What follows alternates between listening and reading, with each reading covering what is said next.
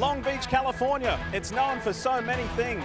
Movie set backdrops, the busy port, but in the racing world, it means just one thing. The Acura Grand Prix of Long Beach. And for the first time ever, these famed streets host the NTT IndyCar title decider. It's a battle by the beach to crown a champion. Welcome to IndyCar Live, presented by Liberty Mutual.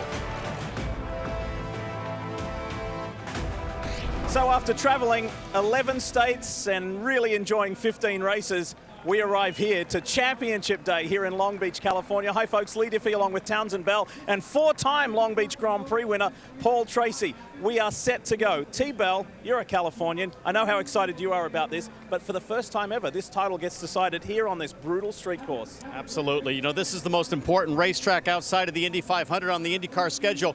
We've had title deciders in California, just never at Long Beach.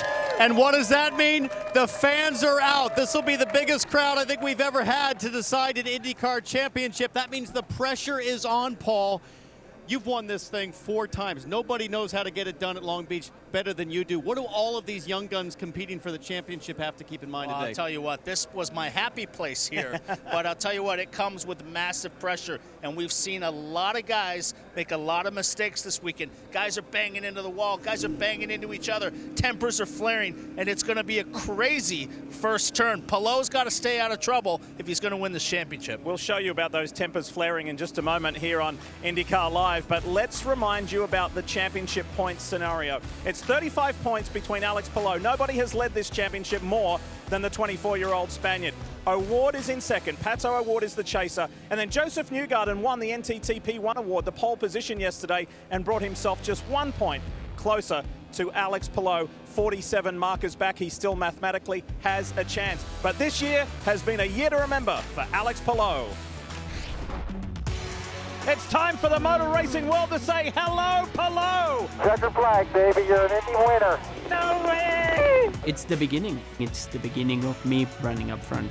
Alex Palou has won at Road America. Yes, boys. Yes. Thank you. Yeah. Target was to be in this position. That was my dream. That was why we're here today. Whoa, look out. Palou's got problems and the championship leader is out. This is catastrophic for the points. Ericsson around the outside, there's a Big crash. Palou out. What was that, man? Still 3 races to go, and we'll try and get that championship home. Alex Palou wins in Portland and retakes the championship lead. You guys are the best. Hopefully I can bring back some championships for them. I love you guys. Well, through all the ups and downs of the 2021 season, Alex Palou sits here with a chance to win a championship, 12th or better, and he gets it done this afternoon. When we talked earlier, you said, I slept good, don't really have any nerves. But does starting mid-pack, is that one thing today, starting in 10th, that might concern you a little bit? No, I obviously wanted to start more up front, and we had the car to do so, but that yellow didn't help us. But no, I think we're pretty at the front, right? Like starting in the top 10 is always a goal, and having a bad day yesterday, we're starting top 10. So we have a fast car. We saw that on the warm-up, and it's going to be a great day. How have you stayed so calm throughout all of this? I mean, every time I talk to you, you don't seem bothered by, even when you had the problems at Indy and St. Louis like we just saw, you weren't really affected by it. How? Well, you didn't talk to me during the Indy 500 last year, my first Indy 500. I was not so calm, but I don't know, man. I feel like we're ready. We've done all that we could do to make this year perfect and to finish it today. So yeah, I think the team did a hell of a job, and I think we're ready for it. How much of today is about worrying about your program, and how much of today is about just covering what Pato O'Ward and the 5 team do?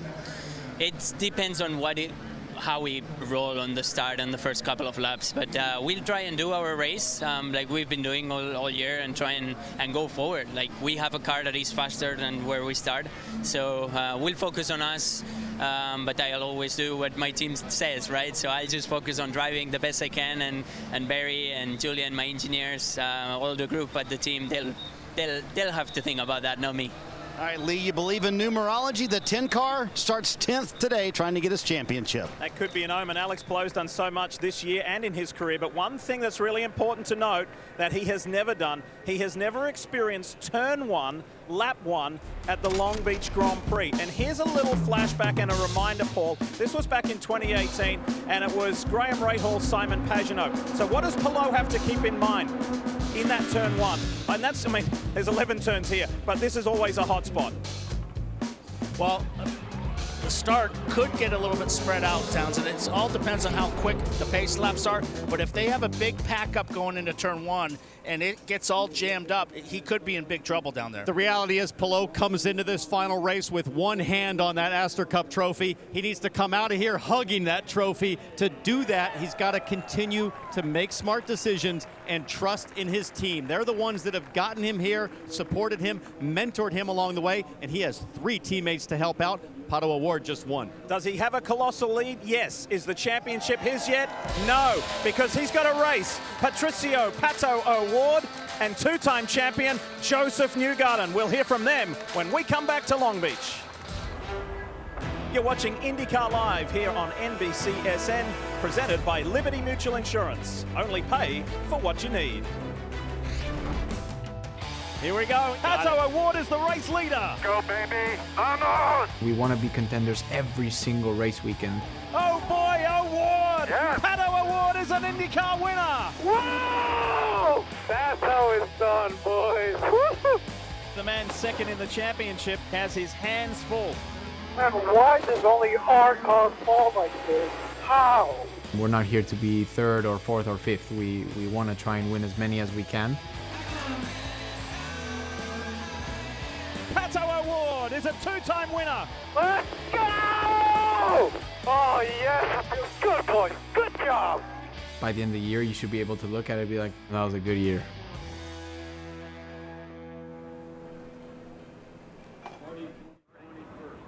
Years in IndyCar, so he needs to win the race, and he needs Alex Palou to finish 13th or worse. Starting from 8th, what's the approach today?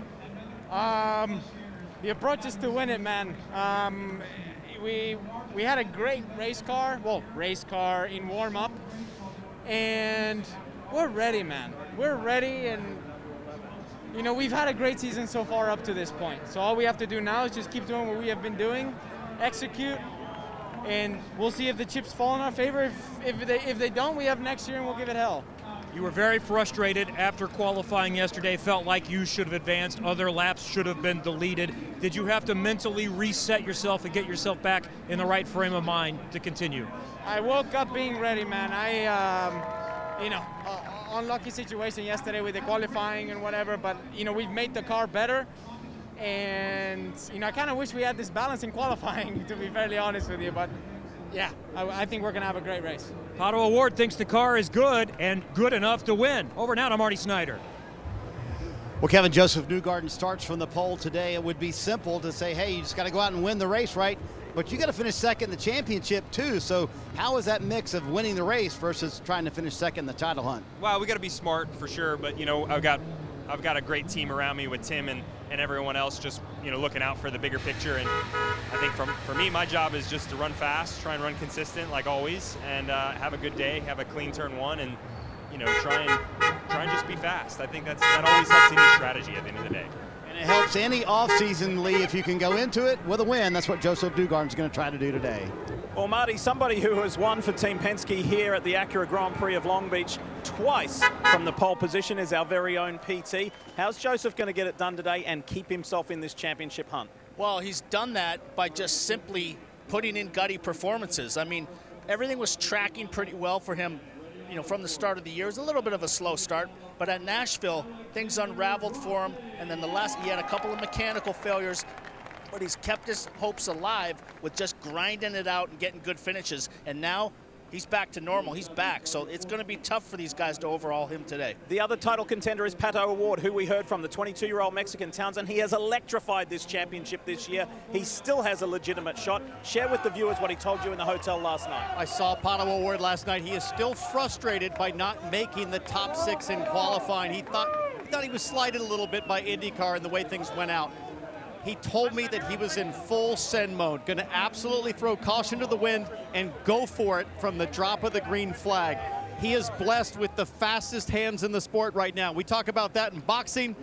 He has fast hands in a race car. Pato O'Ward drives with pure emotion. He's like a firework strapped into an IndyCar. All right, let me tell you about a very cool opportunity where you could win some cash. It's the Checkered Flag Pick'em Live. That cheers for Mario Andretti, by the way, who's just walking past. And it's live in the NBC Sports Predictor app for today's racing in Long Beach. All you have to do is launch the app and navigate to Special Contest to play free for your chance to win $10,000 if you answer all of these 7 questions correctly. So, T-Bell, my question for you and Paul is, look at the second to last question. Who is going to get the best finish out of the title contenders? I go with Alex Palou. Sorry, I almost said Pato O'Ward. Alex Palou, I think, will be the best finish of the title contenders. He's got a great team. They've been here so many times before. I think it's going to be Joseph Newgarden. I think he's really bounced back. He's in the right frame of mind. He's smiling. He's happy again, and he's on the pole. Remember, if you answer all 7 questions correctly, 10 grand coming your way. One of the key highlights of this Acura Grand Prix of Long Beach is the celebrities come out to see these guys race on the streets, and our Rutledge Wood is with one now.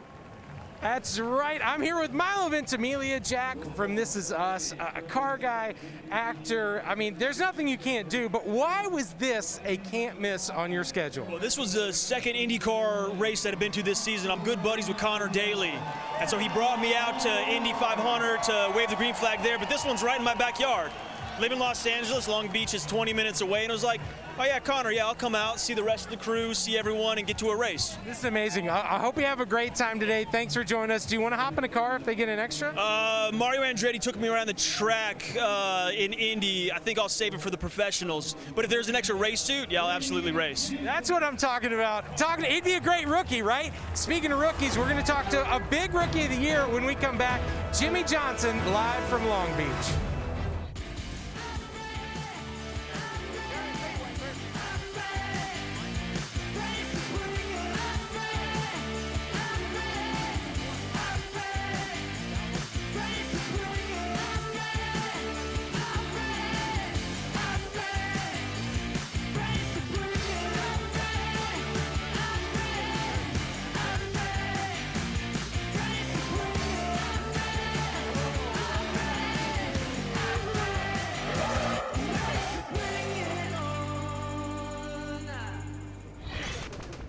Outside of the Indianapolis 500, this race, the Acura Grand Prix of Long Beach, is the one that they want to win. The reason why is it's the honor roll of motorsport, whether it be in Formula One or IndyCar. And Helio Castroneves, the 4-time and defending Indianapolis 500 winner, he has won here and he would really like to do it again. But he was hot this morning, and this is the reason why. Alexander Rossi of Andretti Autosport came out of the pits, and Helio Castroneves was already up to speed. Helio thought Alexander would let him through. That was not the case. They collided. And to say Castroneves was incensed is an understatement. He should take a look at what's going on, and it's totally unnecessary. Totally unnecessary. It's absolutely insane, so I'm pissed off about it. But anyway, just come down and move on to the race. But he'll turn, he will come. How much does this set you back in preparation for the race where you've got a chance to win? It's ridiculous. It's a f***ing warm-up. It's ridiculous. I gotta watch it. It's absolutely insane. Tell you what, I went and saw Helio an hour after that, and he was still just as fired up an hour later. So I told him, look, you got a good chance of winning this race. You got to calm down, get your emotions together. But I'll tell you what, Townsend, there's some bad blood between him and Rossi. Rossi said, hey, I owed him for something else that happened somewhere else, and he did him a little dirty. Wait, what? You've now become an Helio sympathizer? Alexander Rossi's warm-up. Okay, they're practicing for the race. That's going to happen all race long. Tires cold, cars coming out of the pits. Alexander Rossi doesn't owe anything to Castroneves. That was his piece of pavement. I'm siding with Rossi on there. We'll continue this in the booth. Rossi said, if he thought that I was going to slow down and let him go, he's dreaming. There's no chance. There's no chance. Maybe, just maybe in the race, Rutledge Wood, they might find each other. But you've got another special story. Who you got? What? I've actually got Jimmy Johnson, and the real joy of talking to Jimmy Johnson. Oh, I'm sorry, just interrupting Scott Pruitt. Sorry. Star-studded everywhere you go, man. This is so exciting. I mean, talk about rookie year. How fun. You gave the fans a chance to vote on some of their best paint schemes, their favorites of this rookie season. It sounds so weird to say that. What were the results? 48. Sorry, missed the break.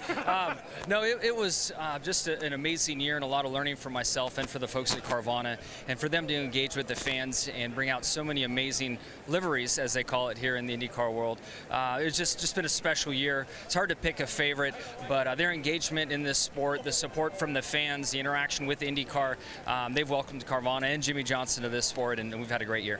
Man, this is a race that I know you watched as a kid, watching the Mears gang out here, and now you're here doing it. How does this feel when you look at your life and all the things you've done? You know, showing up at the track, this lap around in the parade truck, soaking it in has really been special for me, because my mind flashes back to being a teenager here, hanging on the fence, wishing I was in the car. Being on the track was a little more different than I expected. I can't believe how rough and bumpy and how low the grip is around this racetrack. So I've had to find my confidence and been building up on that all weekend in the car. But it's great to be here where my racing dream really started. Congratulations, buddy. Enjoy it. Thanks, buddy. Good to see you. Thank you, everybody. Kevin's got another rookie. Kevin? Interesting and impressive rookie class is the Formula One veteran Romain Grosjean. So 1 year into America and IndyCar. How do you summarize this? It's all about love, loving IndyCar, loving the life in the States, loving the support from the fans and the series. So, you know, I've been happy all year long. I've been enjoying myself. I'm going to leave Daycon racing tonight, but I would like to do that with a win. Lee, this is going to be a rookie class we will remember for a long time. Driver of the day last week at WeatherTech Raceway Laguna Seca. He's had 3 podiums this year so far. He's 20 points behind Scott McLaughlin in the race to become Rookie of the Year. What's your assessment of Grosjean? Simply fantastic first season of IndyCar. Let's not forget it was less than 12 months ago that he escaped from that fiery cockpit, just 5 seconds away from paying the ultimate price in Formula One in Bahrain. He's now here in Long Beach finishing his first IndyCar season. He's been nothing short of spectacular. And, Paul, he's earned his biggest opportunity for next year, switching over to the highly coveted Andretti team. Absolutely. He didn't do the ovals this year other than St. Louis, and nobody would have expected Scott McLaughlin to beat Grosjean straight up because of the level of experience. But Scott McLaughlin has done an absolutely fantastic job this year at Penske. Switching over from the Australian supercars to a Formula car is similar as what Jimmy Johnson is trying to do. So he gets an A+. How about for you, Townsend? Scott McLaughlin, he really wants to, he's had a podium, so that's been the high point of his season. He really wants to be Rookie of the Year. So how achievable is that for him today here at his first time as well on Long Beach streets? I think it's achievable, but I think he has to balance wanting that road or street circuit result that he hasn't had yet. He has not podiumed on a road and street circuit. He did it at Texas on the oval. He's got to balance that urge with that rookie points championship. How he plays that today is going to be fascinating to watch. Paul, as a 4-time winner, tell the folks at home just how tough this place is to race an IndyCar, and there are 28 IndyCars. Quickly, how tough is it? It's a cage match, man. You just got to wrestle the car around this place. You heard Jimmy Johnson. I didn't believe it was so bumpy and so low grip. You got to get around here the whole race and not make a mistake, and don't bang the walls or go in the runoff. This is going to be a wild day, and for the first time ever, as Chip Ganassi and Roger Penske look on, the title will be decided in Long Beach. IndyCar Live is brought to you by Liberty Mutual Insurance. Only pay for what you need. That is the Astra Cup. 3 men vying for the Astra Cup today. A beautiful day here in Long Beach. Let's go to ceremonies. At this time, we ask that you please rise and remove your hats as the California Army National Guard, based at Joint Forces Training Base Los Alamitos, presents our nation's colors. Please remain standing as Chaplain Chuck Lessick, sorry, of IndyCar Ministries offers this afternoon's invocation. Let's pray. Lord God, we pause for just a moment just to acknowledge you and invite you into our race today. We're so thankful to be back in Long Beach racing with our family again. Lord God, we just ask that this race be a blessing to this entire community as we look to you for a safe yet exciting afternoon. It's in Jesus' name we pray. Amen.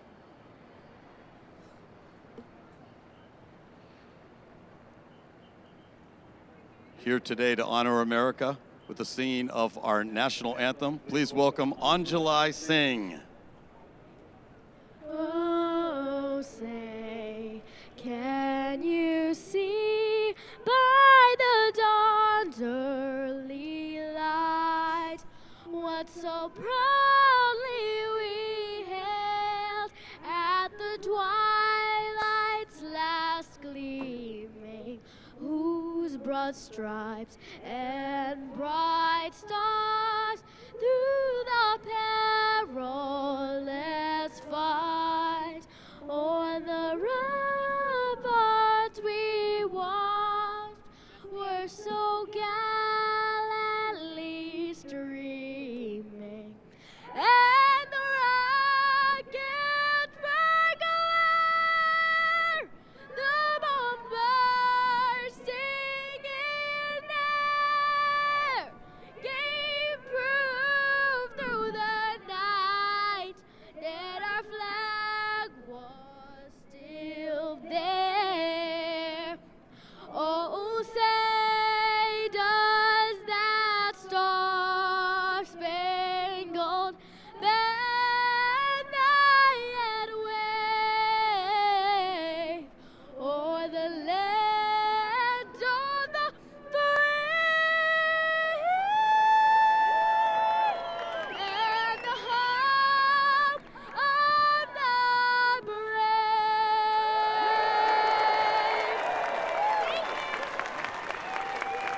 What a terrific job she did with the national anthem. Fans on site. I tell you what, a lot of folks would love to see it always here and finishing up the IndyCar season this year. It's a battle by the beach, Long Beach that is, here in Southern California. And to be crowned an IndyCar champion, you know you've earned it on the 4 different types of tracks. And Alex Palou has been the best so far. Can he stay there for one more 85-lap race and win this title in just his 2nd year racing for Chip Ganassi Racing? He is up against Arrow McLaren SP youngster, superstar Pato O'Ward. Drives with a lot of fire in his belly. Spectacular style. Will he have enough to bridge that 35-point deficit and also be crowned an IndyCar champion in just his 2nd full year? And they are up against a 2-time champion. Joseph Newgarden of Team Penske knows what this is all about and how to get it done. And he starts from the best possible position today, right up front on the pole. Just one race to go. The championship is far from done. It's time to say hello, Palou! Alex Palou wins! No way!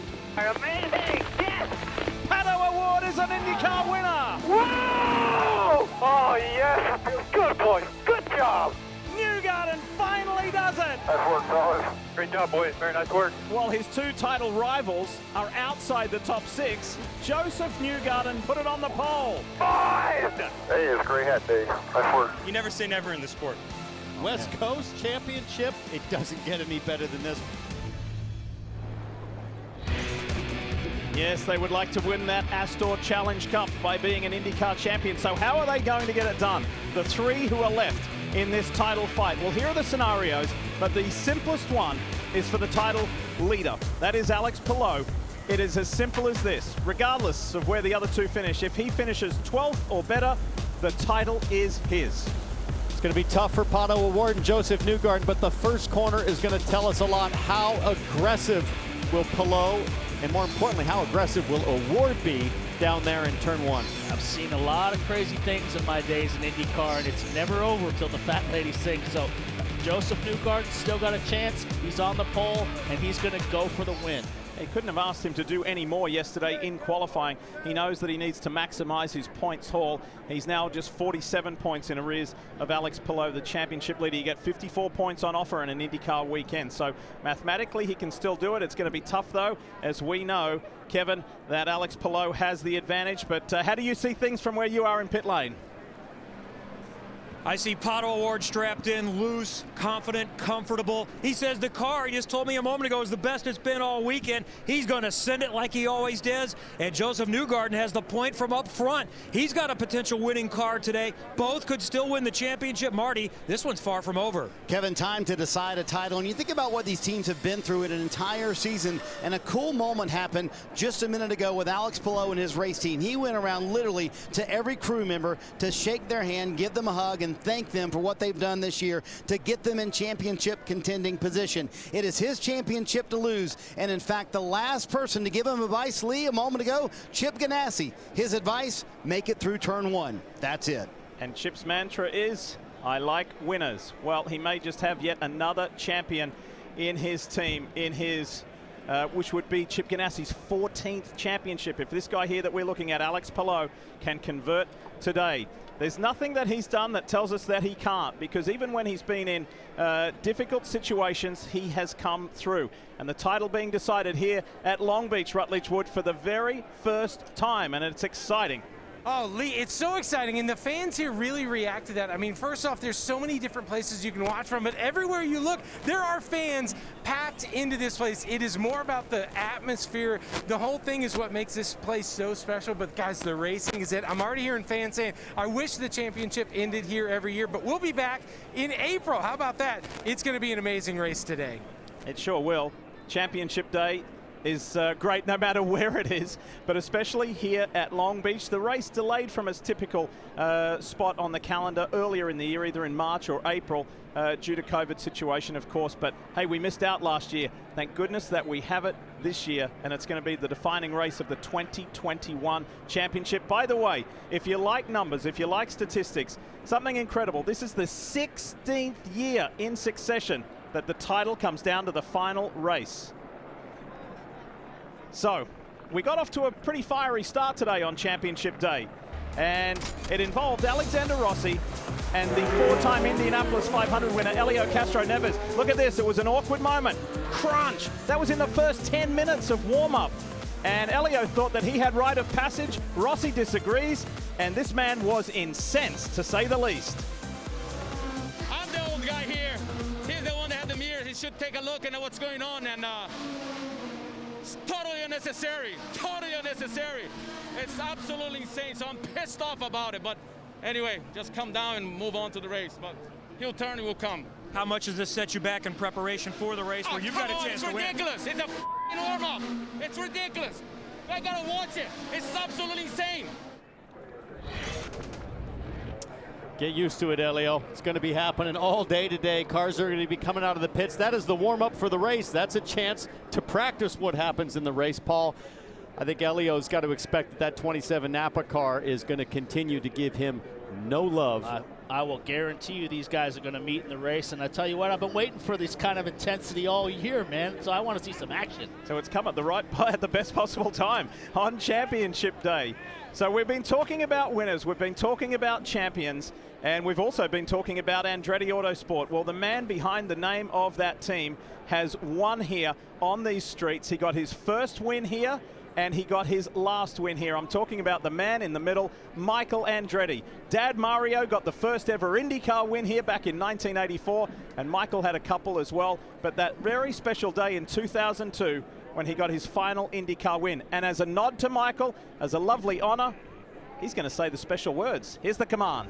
Ladies and gentlemen, it's time for those most famous words in motorsports. Please welcome your Grand Marshal, racing legend, Michael Andretti. Hello, Long Beach. We love you. Are you ready? Drivers, start your engines.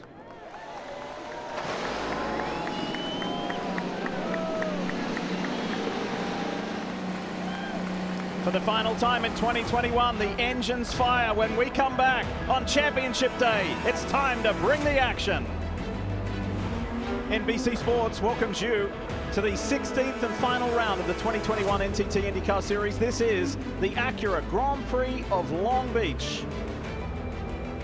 And it's 46 years, almost to the day, from when they first raced on these famous streets. Let's take a look at the Acura starting grid for you for the 15th time in his career, 4th time this year. Joseph Newgarden starts on the pole alongside the man who had his title hopes extinguished last weekend. That's the 6-time champ, Scott Dixon. But how about Helio Castroneves on the second row? He'll be angry fast coming from row 2 based on what we saw earlier this morning.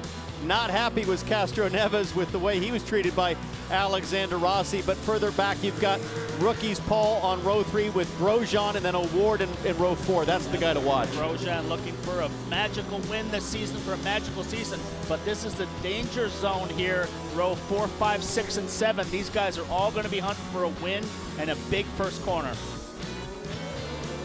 All right, as the cars roll for their parade laps, we are not too far away from the green flag dropping. What are the thoughts of the Championship 3? I think winning the championship this year would be the most shocking at this stage, looking at our landscape and what we have in front of us points-wise and what we have to do. But I would still be extremely proud of it. It's been a long season. We've definitely had a lot of ups and downs, and any year you're able to be in the fight of the championship and succeed at it is special and certainly very gratifying for all of us at Team Penske. Winning the championship for me, like I told the team, I mean, we started off the year just wanting to have a chance at it. We wanted to have a shot at it whenever the season came down here in Long Beach.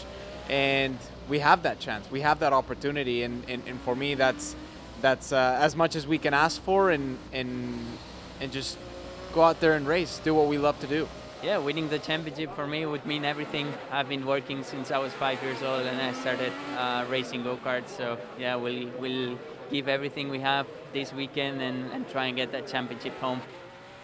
So there you have it, 3-2-1, third, second and first in this championship at the moment, and their thoughts on their chances today, their feelings about today. There is the 2021 Acura NSX pace car that we'll see today. Hopefully we won't see it too many times, but who knows. As we are gearing up for this title decider, the final race of the year, as they barrel down into turn 1. It's one of the most treacherous turns on the opening lap. Let's hope it doesn't define this championship for the 3 contenders, one of whom is on the pole in Joseph Newgarden. 8 championships across that front row with Newgarden and Dixon. We're ready to go as they pack up here on the streets of Long Beach for the Acura Grand Prix. Green flag flies. Let's go for the final time this year. Pretty good lineup so far. Grosjean now looking down the inside. Felix Rosenqvist tucked right up behind Castroneves' T-belt, and it looks like it's going to be pretty clean in the first corner. The Firestone Fast Six was all by themselves on the front straightaway. They slot in single file. Look at Castroneves, locks up there. Pagano in that bright yellow car looking to attack. Pato came sailing down the inside of James Hinchcliffe to grab a position. He's the only guy that moved up a spot on the initial start. He knows the urgency. Pato Award, he has to make up positions, and he's got to do it fast. Oh, looking at Grosjean as well. Takes a peek there on the red tires. Will he take a dive down the inside here? Rosenqvist does on Pagano. Turn 8, great move. Pagano on the harder black tire. Rosenqvist on the softer red. Nice job. More grip on the start. Here comes Grosjean up the inside of his fellow Frenchman. And that's a nice move at turn 9. Now Award's lining up. Look at the orange and black Arrow McLaren SP Chevy. Tough to do it there. As they go to the hairpin, he has to tuck back in behind the Menard Chevy. Oh, look at that. Ed Jones. He makes contact with Pato. This is big for the championship. Ed Jones turns Got hit. Award around. Here's Helen, Ed Jones. That was a big lunge by Ed Jones. Really tough to do when the cars are all packed up on each other. He's definitely going to get a penalty for that, but now Pato Award's championship, he's really got to change it up with the strategy. Pato Award We'll work some magic here and try to. Goes to dead last. I was going to say without a yellow, but I think we're going to get a yellow. Huge break for Award. That's Sebastian Bourdais in the Rocket Chevrolet, and now Award at least can pack up to the back of the grid here. That's Taylor Kyle, the team president at Arrow McLaren SP, the man you hear in the ears of Pato Award. Watch for the yellow, black and red car. That's Ed Jones. He goes on Hinchcliffe, but the victim's going to be Award. Yeah, really high, low percentage move really on the first lap, Townsend. It's just really not needed. But look at Palou here, right behind. He's the next car in line. He sees the accident happen. He gets contact from 2 different cars. So we have to watch that front wing that could be damaged on Palou's car as well. On board with Award. Listen,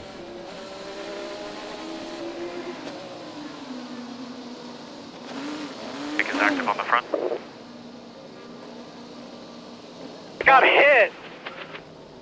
Yeah, I saw that. Ed Jones. Watch this. Herta gets some air.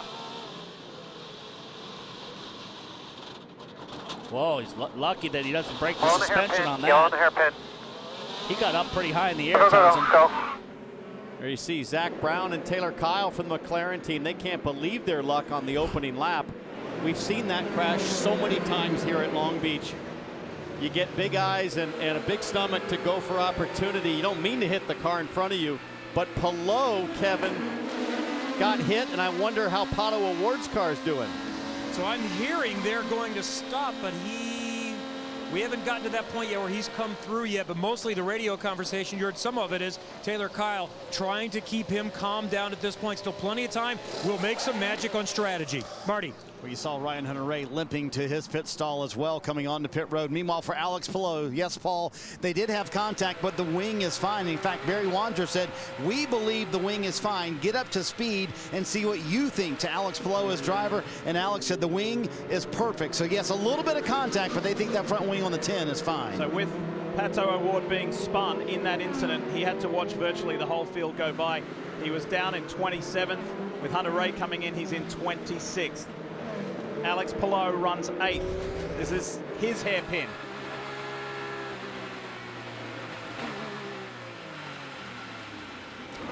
Just minding his own business, Townsend, and he was very patient there. He didn't get excited and drop the clutch and try to make something happen. So heads up, smart driving by Palou. Look, he left a gap, and he was just very patient and waited this thing out. Yeah, luckily that is the slowest corner on the racetrack.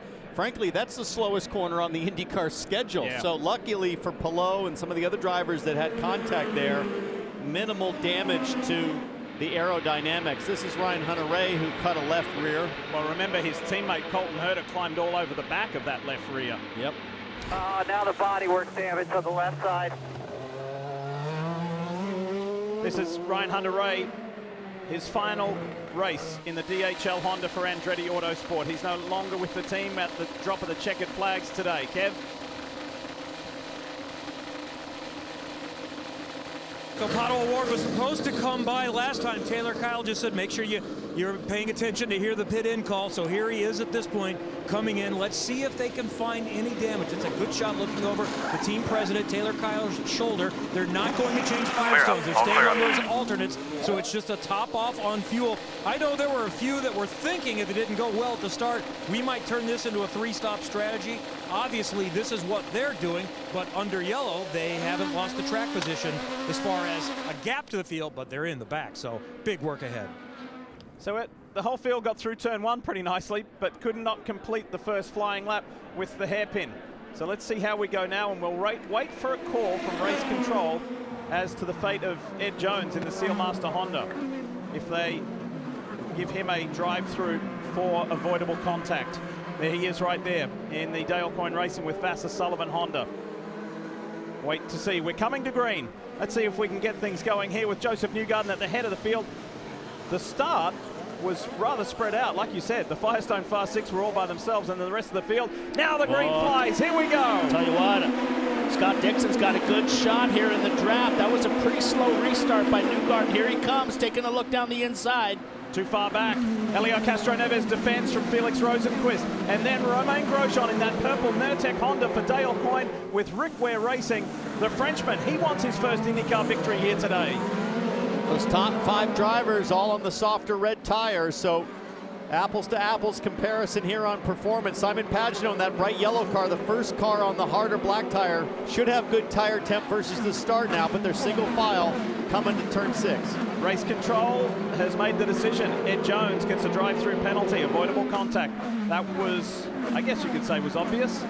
Check this out. You've got Alex Palou now. Award is already at the back. Palou got a break there, some breathing room, but now he's got Colton Herta, potentially the fastest car on the track and the most frustrated driver on the track, right behind him. Frustrated, Paul, because he did not match his qualifying performance like we expected. Yeah, he crashed in qualifying. Ed Jones right there behind these two guys, so he's going to have to peel off. But right now, Here comes Colton Herta. He's right there in the draft. Will he be on the push to pass? That was trying to make a move, and here we go. Here it comes. Jones was serving his penalty. Herta on the championship leader side by side.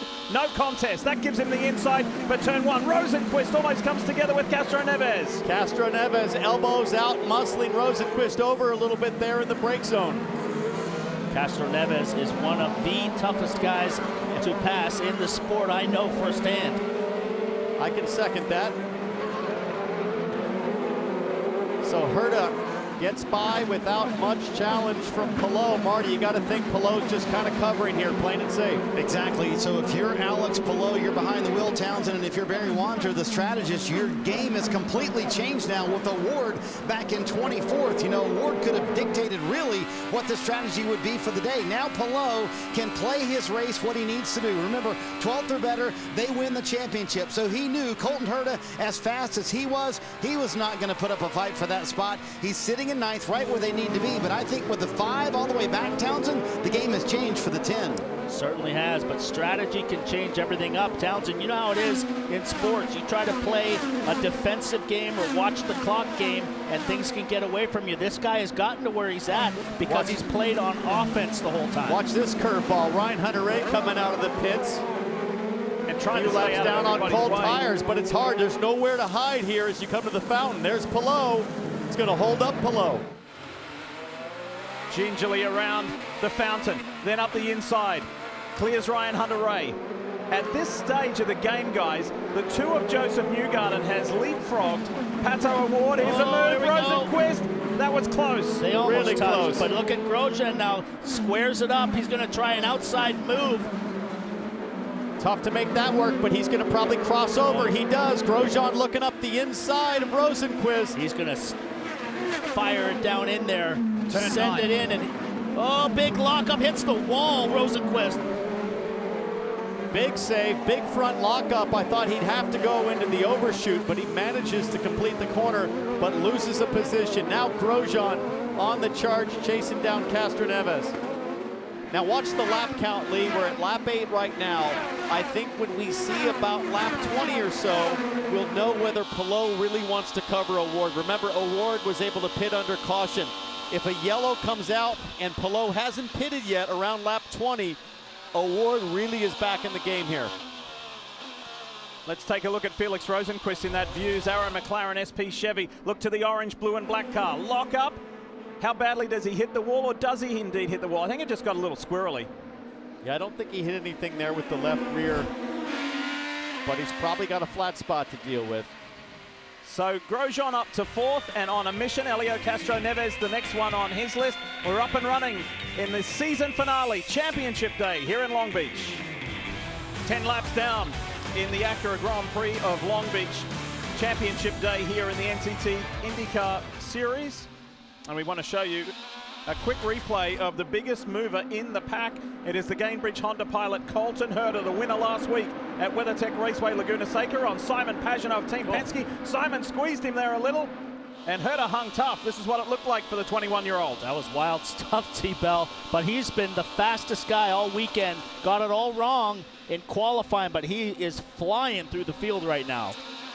Yeah, no prisoners approach for Colton Herta. Hard on the charge, and lap time-wise, fastest lap of the race so far at a 109.5. So maybe this is your first time watching the Grand Prix of Long Beach. Let's break it down a little bit for you with the Honda track preview. What should the viewers look for? Well, coming into turn 9 here, backside of the track at Long Beach. It's a fast, flowy corner. This is the hairpin. Slowest corner on the IndyCar schedule. First gear, got to roll the power on. Down shoreline here up to about 180, 185 miles an hour on push to pass, and then hard on the brakes for turn 1. Bumpy right here. See the hands and kind of the shake. You can take a little bit of that turn 1 apex, and then you come to the fountain. Absolutely no wall on the right, just a hedge. Unique in racing as well, no wall there. And then you kind of wind through the canyon here, turns 4 and 5 onto this short straightaway. And Paul, that's off camber right there, and now you come down to a positive camber experience here in turn 6-7. Yeah, then this section of the track is much different than the first sector. These corners now are a little bit more fast and flowing third gear corners, and the track completely changes. Now we have Formula Drift rubber that's all the way around the last couple corners. But what's going on in the pits, guys? Paul, I'm sure you've had a weekend where you had a really fast car and things didn't work out in qualifying. You're maybe a little more motivated for the race. That's certainly Colton Herta right now, up from 14th to 6th. But they have a little bit of damage on the front wing from the contact when he went over Ryan Hunter-Reay's left rear, right on that contact in the first hairpin. And Colton said a moment ago on the radio, Kevin, that damage starting to feel a little bit worse. The vibration picking up on the 26. He's quick, but is the damage going to be a factor to bring them to pit road? Marty, in honor of our late friend Robin Miller, who often said hate is good, we got a lot of it brewing in the paddock here this weekend. As you might imagine, on the radio a few minutes ago, Pato O'Ward wasn't too pleased with the incident. Nothing you can do there. That was John just being an idiot. Yeah, not surprised it was him. Idiot. Long way to go, dude. Long way to go. So now here's the plan as far as strategy. Taylor Kyle, who you see there, just told him, along with Zach Brown, said we're going to go long in this one. They did not take new Firestones that time around, but they did top off on fuel, so they could go an extra 2 or 3 laps early. Some might even make this a shorter stint, too. So they're going to try to do the overcut to find some clean track, make up some space. Going to need a yellow at some point to try to help them flip the script. Well, I'll tell you what, guys, I would have hoped, Lee, that he would have been coaching this guy with positivity. They sounded deflated, both the team manager and Pato O'Ward, that they're out of this thing. But this race is not over yet. Not over. Hey, we're lap 14 of 85. Anything can happen. There's been a lot of wall contact. There's been a lot of car-to-car contact. But this is where it's happening on track. Colton Herta started 14th. He runs 6th. And he's less than 5 seconds behind race leader Joseph Newgarden. It has been a meteoric rise. Yes, that caution helped his cause, but he has been just scorching these streets of Long Beach in an awesome performance. He was so down on himself after making an unforced error multiple times that prevented him from being on the pole position.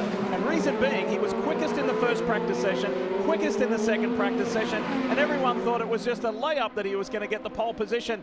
But there was a couple of unforced errors where he undid himself. Well, I think it opens up an old wound for Colton Herta in that the last street race we had in IndyCar at Nashville, Colton Herta was also the quickest driver, frankly on another level, and he crashed while going for the win. Another unforced error there, so he just has to harness his talent, but not overdo it, Paul. Keep it together today because he's the fastest car on the track right now. He certainly is, but he's been leaving himself zero margin for error. Even at Nashville, he left himself zero margin. Qualifying yesterday, he brushed the wall and damaged the car. And even in this race, he's cutting it really close. Let's talk about the race leader, Joseph Newgarden. He's got to try and maximize every point possible. He is doing just that right now. He's led the entire way. Tonight, Aaron Rodgers and the Green Bay Packers at 1-1 head to Townsend Bell's San Francisco 49ers, who are 2-0, to battle George Kittle. It's going to be good. Tonight, 7 Eastern on NBC and on Peacock. And we'd like to thank our friends at Geico for bringing us these awesome aerial pictures high above Long Beach, California. There's our hotel right in the middle of that waterway there. And that's where we're going to zoom in, because that's where high above the Hyatt Regency we find our Rutledge Wood. Take it away, mate. Oh, Lee, it is amazing up here. There's hundreds of fans up here on the roof. We've got an incredible view of the front stretch, turn 1, and then when they're coming back towards us, turn 6. But if you look over my shoulder, not only can you see the Queen Mary, and you just see thousands of fans everywhere you look, you really see how this city comes together to put on this incredible race for these fans every year. It is unbelievable from up here, guys. Well, Jim McKaylee and the long-time promoter and his staff have just done a fabulous job, because in trying circumstances like every sporting organization and promoter has faced over the last 18 months or more to pull this off. And trouble here for Pato O'Ward, championship contender. Kevin, it's over. Gearbox issues, slowing to a stop. One from the championship eliminated, it appears. I can see that the half shaft, Kevin, is broken right here where he got hit. Look at that. Where he got hit right there, that drive shaft, Townsend, is broken. So that's the corner that he got hit on, and that has eliminated them from the race. Look at that. Zach Brown, CEO of McLaren Racing on the left. Taylor Kyle, the president of the team. Looks like a broken drive shaft, mate. Looks like you've lost power. It's over. The dream is over. And finishing second in the championship is most certainly over. Here is Colton Herta. And he ducked in, Marty, because if he can beat the yellow, this is going to put him right in the catbird seat. Oh, Townsend, you should have heard the scramble on the radio with all the teams who were far enough back in the field to be able to get to pit road on time before IndyCar threw the caution and closed pit road. Among them, Colton Herta. They're going to go with sticker red tires for Herta, who said at the end of that run, the reds really fell away. They have those 2 sticker sets of red tires because they didn't make the Firestone Fast 12. His teammate Alexander Rossi right behind him doing the same exact thing, sticker red tires. So far, still green on the track, but a lot of cars taking advantage of it if a caution does come out. I think what'll happen, though, I've seen this before with IndyCar, they'll give the field a chance to get to pit lane before they throw the caution because Pato O'Ward is not necessarily in immediate harm's way. Yeah, I don't think he's in a spot even really to throw a full course yellow. He's tucked away behind the wall. Just it's the pit lane exit right there. Yeah, but that's cars leaving at speed, Paul. And I think in order to extract the driver, they'll have to go to full course caution. Here comes Newgarden from the lead, Kev. So this is within the window. It would take some save after this to be able to do it on one more stop. But this is about when it opens up from here. And certainly if the caution comes up, that'll help the fuel save. Marty. Boy, this changes the game as the caution now comes out. I believe Alex Palou got on pit road. He did before the caution came out and they closed pit road. So IndyCar doing a very good job there. Palou hitting pit road, saying the tires, because he started on those scuffed red tires, really gave up at the end of that run. They're putting on one of those sets that they scuffed in warm-up this morning of the black primary tires for Alex Palou, who now the game has totally changed. Conservative day, all they need to do is finish 12th, and the title is his. So Castro Neves, Grosjean, Rosenquist, and a string of others chose not to dive for the pits under these circumstances. So very surprised to not see Castro Neves take that opportunity, Paul. This is going to hang him out here a little bit. He'll drop back after all of the cycle behind the cars that already pitted there. This will put him back in 10th to 12th. So we're not going to get a chance to talk about this young man much anymore in the next 65 laps. This kid is sensational. If you haven't watched much IndyCar this year, remember this name, Pato O'Ward. Yes, the championship has gone away from him, but he's had a couple of wins this year. He won his first IndyCar win in Texas, and he has electrified this series. So you feel for, if it happened to any of the championship contenders, you would feel the same. But we want to give him his due because he has been spectacular this year for Zach Brown, for Taylor Kyle, for everyone at Arrow McLaren SP. Here's some radio. Have a listen.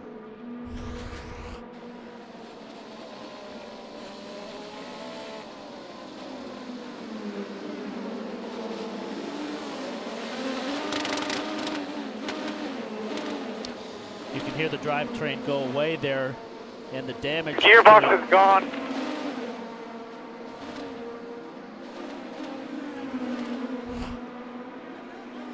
That's purely from the contact with Ed Jones at the start of the race. So out of the race with something that had nothing to do with him. And think about the anger and frustration last night from this team and this driver about not qualifying further up like they felt they deserved.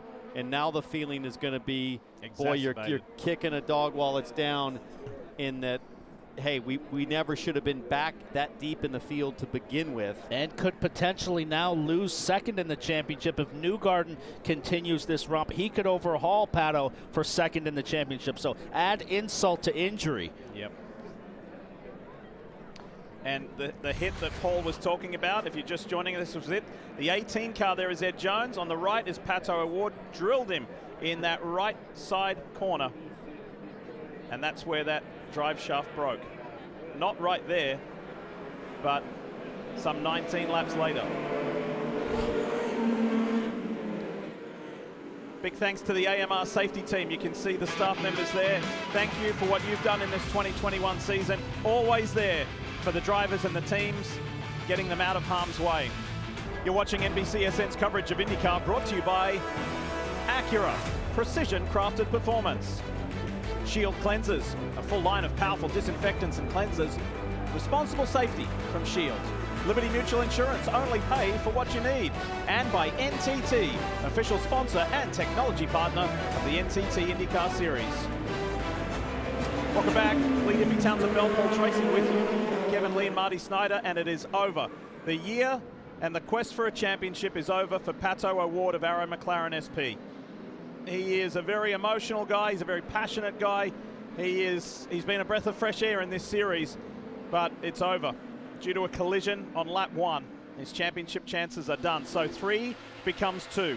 Alex Palou versus the man who has led 18 laps in this race, the 2-time champion, Joseph Newgarden. But let's talk more about Arrow McLaren SP and the mood in that camp with Kevin Lee.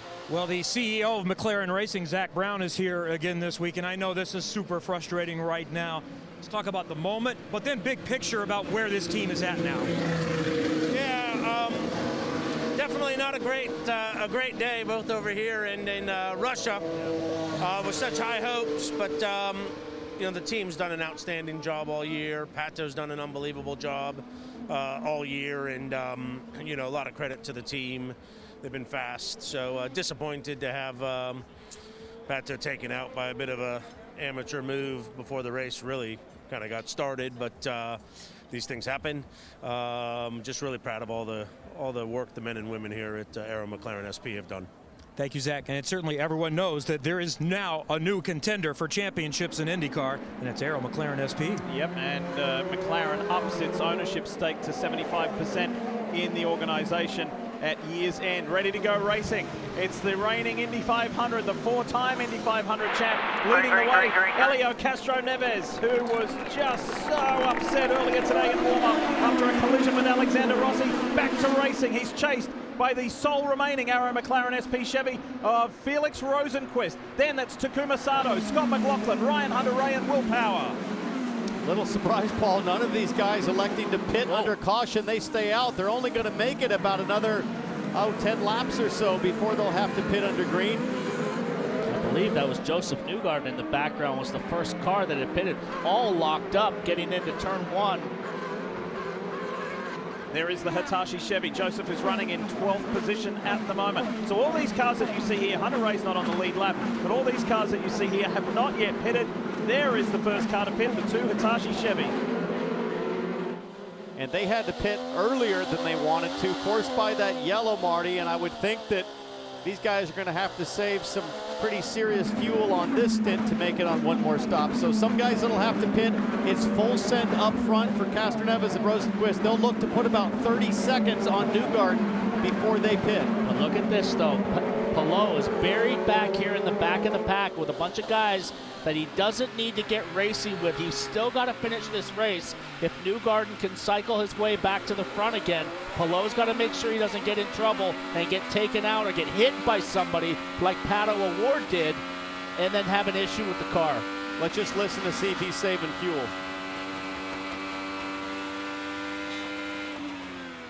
Not too much there. So they must feel like they're pretty good. Inside. Well, Marty, what's going on down there? Oh, someone's in the wall. That's Ericsson, Marcus Ericsson, in the Husky Chocolate Honda for Chip Ganassi Racing. And another caution flies. Now, I think this hurts the Castro Neves-Rosenquist strategy because their goal was to open up a gap and then make the stop. They're likely to, I would think for sure, do it now, and that'll put them right to the mid-pack to the back.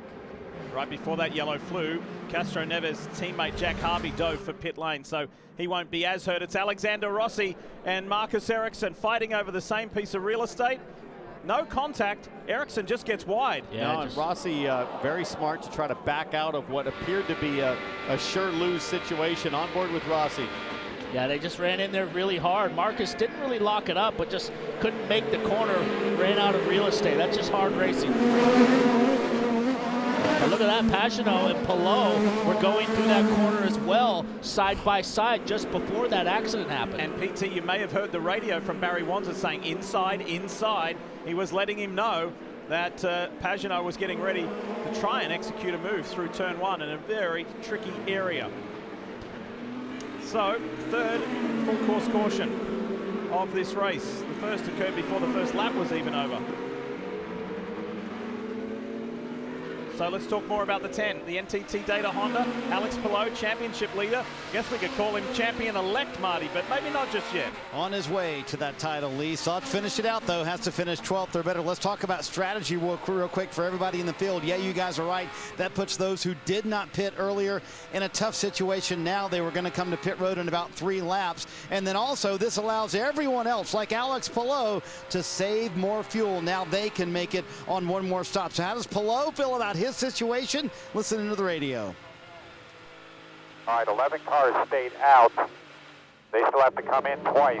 We're currently P19. They're going to have to be coming in the next few laps. So don't worry about them. Let's focus forward. Yeah, no problem. Just great coaching by this team. Paul, it's Marty. been like that. So calm, cool, and collected for this race team. Not a worry from Alex Palou. His voice has not been raised one time today. It just continues to amaze me, Paul, how calm this young Spaniard really is. It's been like that all season, PT. Just steady, hands on the tiller. You can see Will Powers, boys, the 5G guys in the background there getting ready for a stop. But Barry Wanzer, steady, very mature leadership. What did you say? Exactly like Paul when he raced? Yeah. Is that what you just said? I talked to Barry. I talked to Barry on Friday. I said, "What's the biggest thing that stands out about Alex?" He said he just doesn't drive on emotion. A lot of drivers, I drove on emotion. Pato drives on emotion. Will Power drives on emotion. This guy is just steady, Marty. Will Power, surprisingly, the only car taking advantage of this caution to come down pit road. You would have thought Castro Neves and others would have gone. There's the other cars that are on pit road. Remember how tight it is here at the exit of Long Beach. Power and the group making a nice stop for them. But again, this will cycle them pretty far back in the field, giving up a lot of track position by not taking advantage of that first caution of the day. And guess who has cycled his way up effectively to third? It's going to be the 26 Gamebridge Honda of Colton Herter. He's going to be tucked in there right behind Joseph Newgarden and Scott Dixon. It's still game on for the win for this man who felt he should have been on pole. Castro Neves stayed out again. Yeah, I think he just wants to lead some laps. So Ray Hall and Castro Neves still stay out. That is bizarre, Kevin. I can't figure that one out. Well, they had already decided it's full fuel save before, during the last caution when they didn't come in. So this plays into that. So yes, you would, in green, be able to get to 32 or 33 if you really saved in this first stint. But we've had 3 caution periods now at this point. I wonder if he's able to go to something like 40 and just... You're going to have to really put on the thinking cap to do the math, but it's certainly going to mix things up and create 2 or 3 different strategies for this race. They're not coming in anytime soon. But if he might be able to do that once. He can't do it twice. He still has to make 2 stops to get to the end. Exactly. So I just don't understand, but maybe they're rolling dice I haven't played with. Interesting. You could describe today as interesting for Elio, the way that it's transpired, that's for sure. All right, while we're under caution, we're going to take advantage. There is Pato Award. Sadly, he's out of the car and his championship's over. We're going to take advantage of this, go for a break. Be back in a moment. You're watching NBCSN's coverage of IndyCar, brought to you by Honda, an official vehicle of the NTT IndyCar Series. Total Quartz Engine Oil. Keep your engine younger for longer. Proud sponsor of Ray Hall, Letterman, Lanigan Racing. Carvana, driven to make winners out of our customers. And by Acura, precision crafted performance. There it is, the iconic fountain turn here on the streets of Long Beach, seen for many, many years. 46 years almost to the day since they first raced when our dear friend Brian Redman won here in Formula 5000. This is IndyCars though, and nobody has raced on these streets more than the NTT IndyCar Series. Let's go back racing with Elio Castro Neves at the head of the field, playing with a really risky strategy. Yeah, still can't quite figure it out, but nonetheless, Castro Neves leads at Long Beach on the restart. He's going to have to pit in probably 4 or 5 laps. You lose about 40 seconds, and look at this, Dixon and Colton Herta side by side with contact there into turn 1. Dixon with the advantage. That's really the fight for second, Paul. Yeah, the guy on the move right now is Colton Herta. He was the first to hit the pit lane on that yellow, and he has had the fastest car all race long and all weekend, so he's looking at trying to overtake Dixon right here, and he's got to run right now. This is the run up to turn 6. It's a dicey move, but he's coming from a long way back. Colton Herta on the 6-time champ, just like that. That was impressive, and Dixon always so smart about leaving room when he knows it's going to be a no-win situation if he tries to defend. Dixon is on the black tires right now, so he's at little disadvantage on this restart. Message to Joseph Newgarden, you're about to have company. The Gainbridge Honda is coming. So we're talking title day, championship day, and sadly Pato Award has been removed from contention. He's with Kevin Lee. Yeah, unfortunately, the championship will not come this year for Pato, but what a season it was. But let's go back to the start and the contact with Ed Jones. What do you make of what happened to you in this race? Yeah, it's not the first time he's hit us. It's not the first time he does something stupid all season. So I just wish he could use his head a little bit more. At least respect the guys that are fighting the championship. Yeah, I don't know what else to say, man. I mean, that corner is kind of just, you know, respect the guys that's in front, and then maybe you get a run. I mean, I'm not telling him not to race me, but yeah, don't be stupid about it. Big picture now. Your first IndyCar wins, multi-wins, championship fight. Where's this program at now heading into next season? Man, I think we've had a great season so far. I'm proud of the team. I'm proud of myself. You know, obviously it wasn't the perfect of seasons, but I think that's just how it's gonna be. You have to learn from the little mistakes that you might have made, and then I feel like that gets you stronger. And yeah, I'm looking forward to next year, and I think we have a great baseline to start off from, and see if we can get some more wins and challenge for another title. Thanks for the passion and entertainment this year, and enjoy the Formula One test. He's got that coming up in December, thanks to Zach Brown, who's right behind him there. Wow, that was a move by his old Indy Lights teammate Colton Herta on Joseph Newgarden. That was brilliant. And Dick, for the cars that have to make one more stop, Colton Herta is the leader on that strategy. Up ahead, you still have Castroneves and Rahal, but they still have yet to make effectively their first stop. Rahal stopped on lap 3, but he'll have to make 2 more. Here's Colton Herta on the back straight. Perfect pass, set it up perfectly, use the push to pass. Townsend, he's used a lot of it, but he has come from 14th to be the effective leader of the Long Beach Grand Prix, his hometown race. Newgarden's got to try to hang on, though, with the points as they run right now. Newgarden really needs to win this race and hope for some sort of Palou disaster. Another angle here of Colton. Brake rotors glowing red, and boy, Newgarden didn't leave much room on his turn in there. That was tight. That was really tight. The boys were talking about push to pass, folks. 200 seconds are allocated for this Acura Grand Prix of Long Beach. You can deploy it in up to 20-second bursts. It gives you an extra 50-odd horsepower. 18 to 28 laps left. 18 to 28 laps on this set of tires. 18 to 22 laps on this set. Now's the time, Townsend. He's got to save those tires a little bit. Chilton dives down the inside of Ilott, and they go around the hairpin 2 abreast.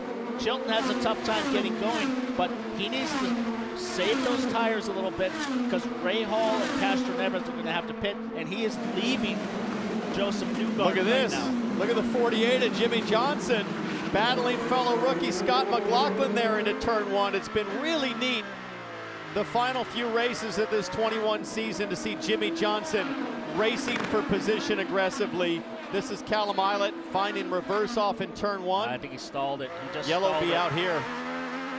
Again, this puts Castroneves, if a yellow comes, they should duck to pit lane right now. Oh, look how tight the Rookie of the Year championship points are, bottom left of your screen.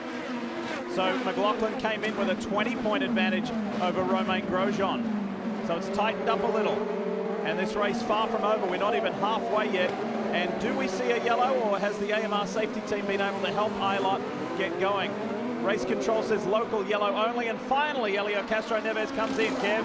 Still having a hard time figuring out how this is going to work, but if the yellow does come out in a moment, that helps a little bit. At least he'll be back within the rest of the field. Castroneves looking for his first non-oval win since 2014. Back out, Marty. You see Graham Rahal coming down pit road. He said, couldn't we have gone longer? That was their plan. They were going to try and stretch it to about lap 44 for Graham Rahal, again pitted at lap 3. That would have allowed him to go a little bit further, but it does not work out, the strategy, and they were hoping for the caution to come out, which has not come out so far. So now that puts Colton Herta back up front officially at the Long Beach Grand Prix. And he has left a 4-second gap lead in 2 laps on Joseph Newgarden. He is flying. That's why he was so frustrated with how qualifying went, and he said it was my fault, 100% my fault, shouldn't have hit the wall. He knew what kind of car he had beneath him, and we are seeing it fully, how good that car is. Because there is Alexander Rossi in the blue and yellow Napa Auto Parts Honda, and Rossi runs back in 7th. He only started 2 positions behind his teammate. That just shows the pace of Herta around here over the 2-time and defending race winner. Oh, poor Alex Palou finds himself sandwiched. I mean, he's just trying to nurse this championship home at this point. All these drivers behind Palou know that they can fire it up the inside of him, and he's going to have to err on the side of caution. Pagenaud not close enough to make a move on the blue number 10 yet, but if I'm Pagenaud or Rossi, I get anywhere near Palou, I'm going 10/10 into the corner, knowing that Palou's likely to let me by. MTT data cam on Palou, but I'm watching Hunter Ray now, guys, is the last car on the lead lap. It's his last race with Andretti Autosports, and he is not letting Herta go by. He wants to stay on the lead lap and not put himself out of the race right now. Well, given the gap that Herta has on Newgarden, I would think that Colton would not be okay with it, but maybe he's not complaining too much right now. But you're right, Ryan Hunter-Reay, if he can hang on here, catch a yellow, it'll put him to the tail of the lead lap with a shot, maybe a top 10 today. Andretti Autosport is going to look very different next year. No James Hinchcliffe, no Ryan Hunter-Reay. Still yet to have confirmation on who's replacing Hinch. For Hunter-Reay, it was announced officially on Friday, and that's where Romain Grosjean, there he is right there in the purple Nurtec Honda for Dale Coyne Racing, Rick Ware Racing. He's going to that DHL car. DHL will be on for the majority of the season. We're going to have to get used to seeing or saying somebody different in that car after Ryan has been with Andretti Autosport for some 12 years. The 2012 champion, the 2014 Indy 500 winner, and we're yet to find out where Captain America is headed in 2022. Marty?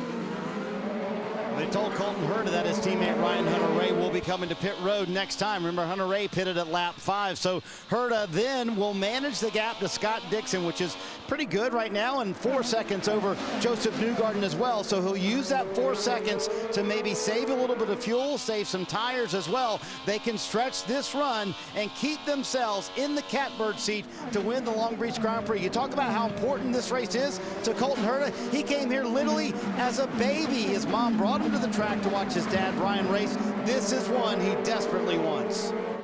Tell you what, guys, Newgarden is struggling. He's holding up this whole line of cars. Hunter-Reay stays out another lap, but right as of right now, Newgarden really doesn't look all that strong. Look at this line of cars lined up behind him. Yeah, he's on the black tires right now, but so is Dixon, Hinchcliffe, and Palou. And speaking of drivers that might be looking at their last Long Beach Grand Prix, what a drive from James Hinchcliffe. Awesome, running 4th right now, right in the mix. He's going to finish this race off on softer red tires, so Hinch has a real shot. Shot at a podium for sure.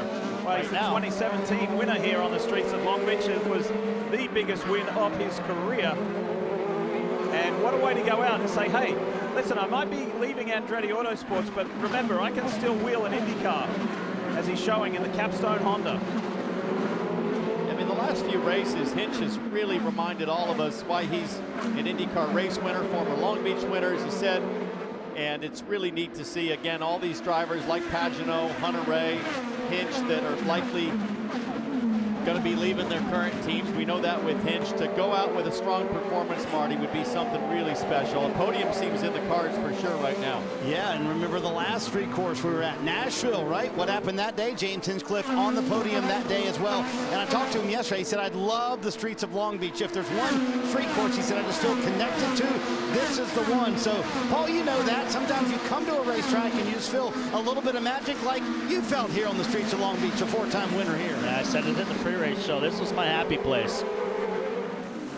So a couple of years ago when we were last here, there were 95 passes in the whole race.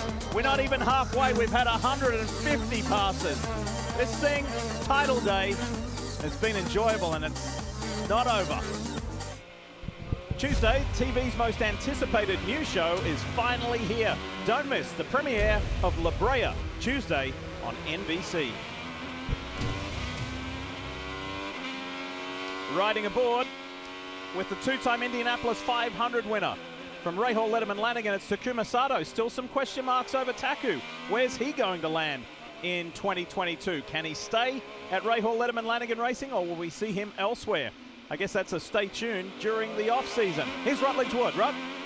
Lee, I'm over here in turn 10 at the grandstands. The fans have an amazing view over here, especially of the hairpin. But I tell you what, all of these fans got on their feet when Colton Herta got around Joseph Newgarden. You can definitely tell they are pulling for the California kid. An amazing view. Again, people got to get out to this track. The real question is, can Colton stay up front today and make all these fans happy, guys? He grew up in Valencia, California, not too far from here. Home of Magic Mountain and Honda Performance Development. Yeah. Drove a masterful race last week at Laguna Seca to take the win there. And right now, I got to say this one's even better coming from the, towards the back of the field. 14th. He's gone from 14th to 1st. Hey, you won one of your 4 Long Beach Grand Prix from 17th. How was that run? Yeah, I mean, this is a place that you can still pass at. It's still a great racetrack. This long, drive down past the ocean here down the front straightaway is a great opportunity for passing. Gotta think that Colton Herta and Father Brian still have that fresh wound from Nashville in mind, where Colton had a performance like this, totally dominant. Pace was on the next level, but didn't quite make it to the finish. We'd be talking about, Lee, 3 wins out of the last 4 races if Nashville hadn't gone sideways. Yeah, incredible run. So at the moment, he boasts a 6.5-second lead, Marty. That's Colton Herta in the Gamebridge Honda. The pride of Santa Clarita, California. Only 40 minutes from the racetrack. He said it's an easy drive in here to Long Beach, so certainly one that he wants to get on the register, no doubt, in his trophy case. The deal for the 26 right now, though, once they got that gap and Ryan Hunter-Reay pitted, they have been trying to go as quick as they can. They have extended the lead over Joseph Newgarden by 2.5 seconds. And look on the left-hand side of your screen. You'll notice they are doing that because when they do stop coming up very shortly in about 10 laps or so, they're going to go to the primary tires.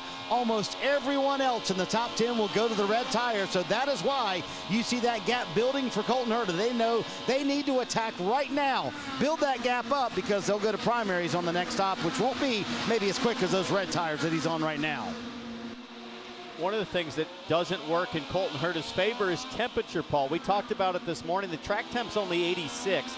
And I say that because that's ideal for making the reds last. The fact that Colton has to finish on blacks and the sun still is not out here in Long Beach really affects the ability for the black tire to come in, especially on the opening laps. Yeah, what's that about, by the way? Paul and I put up with you being an unofficial member of the California Tourism Bureau. We haven't seen blue sky today once. Well, we may or may not be witnessing the effects of California wildfires all the way up by Lake Tahoe. A lot of this overcast is smoke with a little marine layer blend.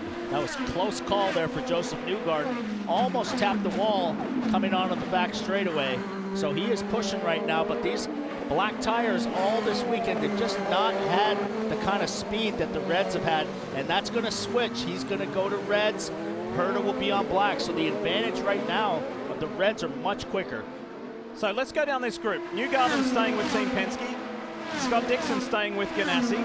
Right behind Scott Dixon, James Hinchcliffe, we don't know. It's TBD. We know he's not going to be with Andretti. Alex Palou right there in the blue, NTT data number 10. He is confirmed. And then there's Simon Pagenaud. Hey, Marty, what are your thoughts on the Frenchman, the Indy 500 winner from 2019, the champion?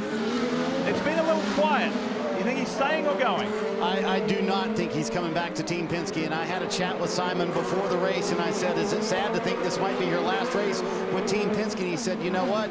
It is sad if I think about that, and I've thought a lot about that this weekend, that this could very well be the end of my Team Penske career. We have accomplished so much together. An Indy 500 win, a championship here in IndyCar, an IMSA championship as well. They've done so much in sports cars, IndyCar, and everything. So if this is indeed it for Simon Pagenaud, 7-year career at Team Penske, that's a good one too. I mean, he's done everything that they hired him to do. Win an Indy 500, win a championship, do whatever they ask you to do, test nonstop. So, I mean, he's had a great career there, but I know where he's going. I can't say where he's going, but I know he's going to be an IndyCar. Yeah, the paddock is pretty much aware of it. So we'll, apparently there's an announcement that we will hear quite soon. So behind him, we know that Romain Grosjean's off to Andretti Autosport. There's the Nurtec Honda. and he's excited about that. He actually announced earlier this week on our old Formula One Pals show, Will Buxton, that he's going to move his wife and 3 children to the United States next year. They're going to be based in Miami. They've found French schools in the area, so he's coming to America, so to speak. He has loved this year, and American race fans have loved him. He suits IndyCar, it suits him, and so it's been a really productive year. But yet again, we've had this discussion. It's yet another driver that Dale Coyne has given an opportunity to, and then they move on somewhere else. Let's take a look at some footage here with Rossi just a few laps ago. Grosjean forcing it up the inside. That's pretty tight, shoulder to shoulder. Rossi hangs tough and they bang wheels. Little hip check, not sure who won. I'm going to assume Grosjean beat out Rossi here to the fountain. It's exactly where Rossi and Castroneves got together this morning, except Castroneves came out the worst for it. Now you're going to watch Newgarden, Dixon, Hinchcliffe all on the black tires along with Palou. 7.5 seconds back from Colton Herta. It'll flip-flop once pit stops come up. You know who's made a nice comeback is Sebastian Bourdais. Remember he spun earlier in the race? Seabass is up to 9th, and a multi-time winner here on the streets of Long Beach. As many of you know, round 12 of the NASCAR Cup Series playoffs begins on NBCSN. We're awaiting the title contenders in Las Vegas, and we'll see who cashes in Sin City. That's the next round. Tune in tonight, 7 p.m. Eastern, and find out who does what. Kyle Larson, who has been a standout this year, he has been awesome. He starts on the pole position as we welcome you back. 36 laps to go here in Long Beach aboard the Gainbridge Honda. Colton Herta, leader by 8.1 seconds. Let's check in with Kevin Lee. What you got, Kev? Well, looky there. Pato O'Ward has helmet back on, and that car, the number 5 Arrow McLaren SP Chevy, just pushed back from their paddock area. They have repaired it. They want to get back out because they're still thinking about points, maybe finishing second in the championship, depending on what the attrition looks like. So he'll get in right here and he'll go back out, try to finish this race and see if they can salvage anything as far as championship points are concerned. Right now, they stand pretty good margin still, 26 points behind Newgarden points as they run. I think it's more about not finishing 4th in the championship, because if Dixon wins this race, hard to believe, but Pato O'Ward would be 4th in the season. So I think they're trying to cover against that more than anything. I spoke to Zach Brown in an interview situation yesterday, and he said those exact words. If we can't win this championship, we want to look after second. We know that second's not possible now. Well, it's pretty likely. And so therefore, he said, we don't want to slip back into 4th or 5th in the championship. So that's what this is all about. And in a fitting way, at least Pato will get to finish the season driving the car instead of being a spectator. Joseph Newgarden has just grinded this season out, guys. I mean, it started off so slow for him. Accident at the first race. He's had some engine mechanical problems, made a couple mistakes himself. It's really been a grind for him, but he just keeps grinding it out, and he's now second in the championship. And you're going to see here in the next lap or two, the pit windows start to open for all of these drivers to make their final stop. I would expect Newgarden, Dixon, Hinchcliffe, and Palou to all put on reds to finish this race, and it puts a premium, Paul. We talk about this all the time, in laps and out laps. And there's potentially no more difficult track for an outlap, especially when you're trying to get an advantage, than Long Beach. The varied surfaces, the bumps on cold tires, we could be in for some high drama here. Herta is still saving some fuel and pulling away on the red tires. He just continues to keep pulling it away, but it's going to all change. Here goes Palou. Here we go. They're going to move on Hinchcliffe. Careful. Championship leader and James Hinchcliffe. All on the line and nothing to lose. This is risky. Hinch goes big down the inside. I'm not giving it up. Hinchcliffe's thinking to himself, this guy's crazy. Yeah. Championship on the line. The guys around Palou have nothing to lose on this day.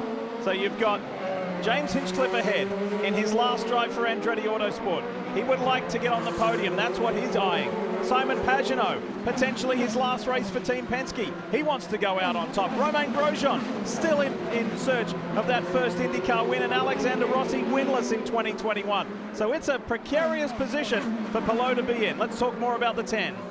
Hey, Lee, you know whose name we haven't talked a lot about today? Alex Palou. And I think that's the way the 10 team wants it. Comfortably sitting in 5th, kind of under the radar all day long, and about to win a championship, it looks like. So with Pato O'Ward going out of the race, now he might come back in. As of right now, all they have to do in the 10 car, Alex Palou has to finish 23rd or better. So yeah, I'm sure he'd love to pass Hinchcliffe, and any other race, he might have challenged that going down into turn 1 a little bit more. Not today, though. He's coming again. He's going to have another look now in the draft on the push to pass, but not close enough right there. Hinch is definitely driving for a podium right now. If I'm Alex Palou, I look in my mirror. I'm not so worried about Pagenaud, but I see that purple car in Grosjean.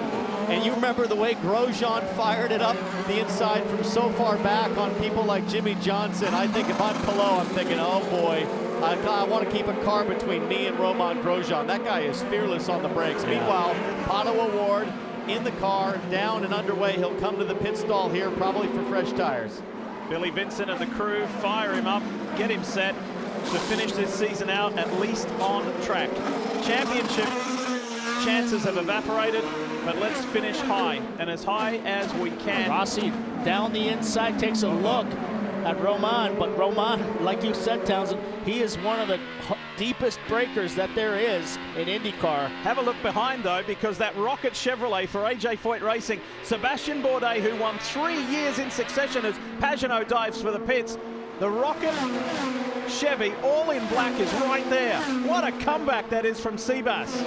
Will Power also ducked into pit lane further back, so that puts everybody else in the danger zone here for a lap or two. If a yellow were to come out right now, it would be a disaster for most and a huge benefit for this one, Marty. This is going to be the interesting stint for Colton Herta. He goes off of the Reds. They'll put on the primary tires. Will Power is coming in as well. They take off the alternate tires for Will Power, putting on sticker alternate tires for Power, who's been hanging around the back half of the top 10. He said a moment ago on the radio, Power did, he said, I think we're quicker than pretty much everyone in front of us. I just can't get to him. So here comes Colton Herta down pit road as well. He will come in from the lead, guys. Yep, that was Pagenaud who pitted and serviced and sent. Now it's Colton Herta's turn. With a big gap of 8 seconds, but go into the harder black tire, that makes the outlap very, very difficult. Marty, the young California kid, coming to you.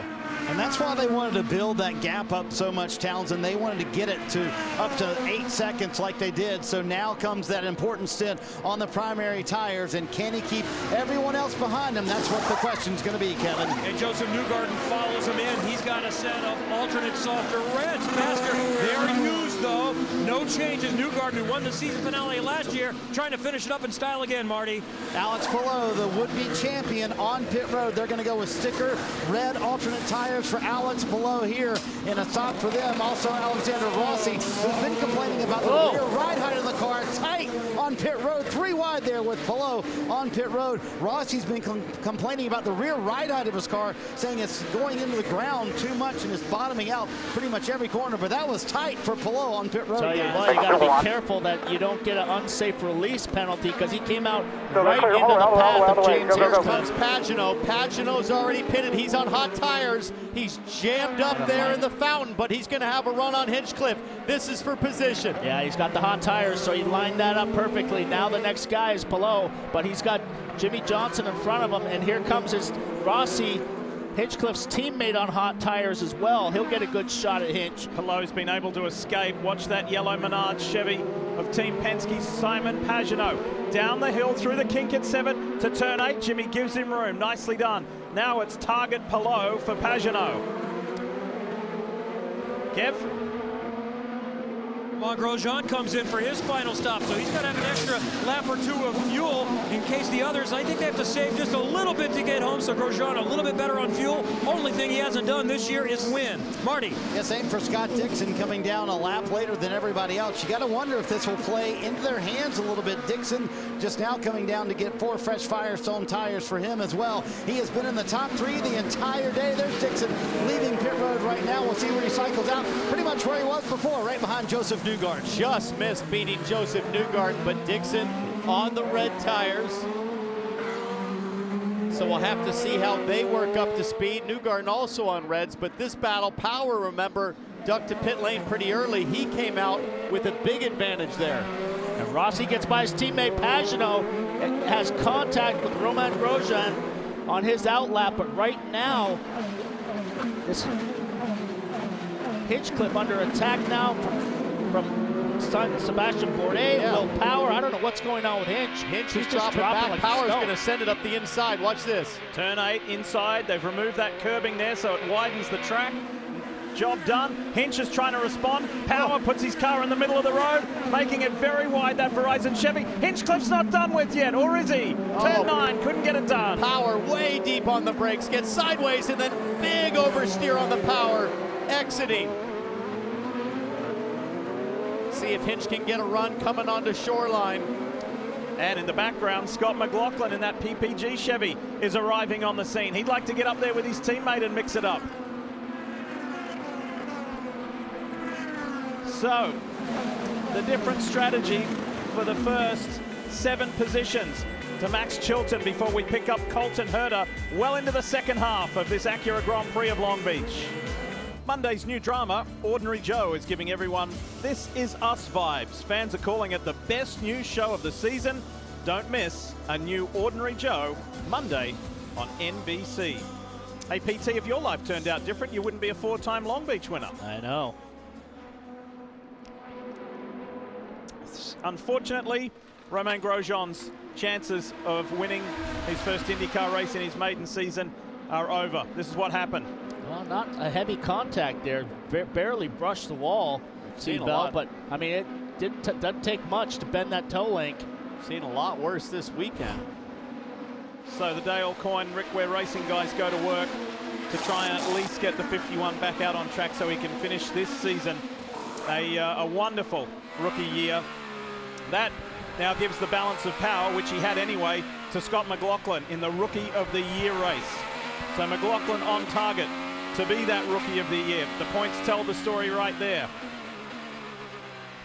Nice and easy on board with Alex Palou, not charging the corners at all. Let's hear how the radio communication has continued today.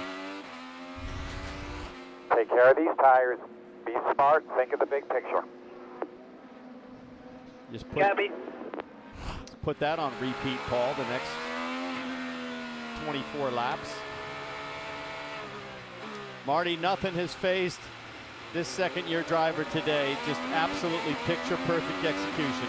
Just so calm right now, really 4th on his strategy, 6th overall on the racetrack. So why is he so calm? I asked him that earlier this week, and he said, you know, I ran for a championship in Japan one year, and going into that final race, what I needed to do to win the title was I needed to win the pole, I needed to have the fastest lap in the race, and I needed to win the race. Well, guess what happened that weekend?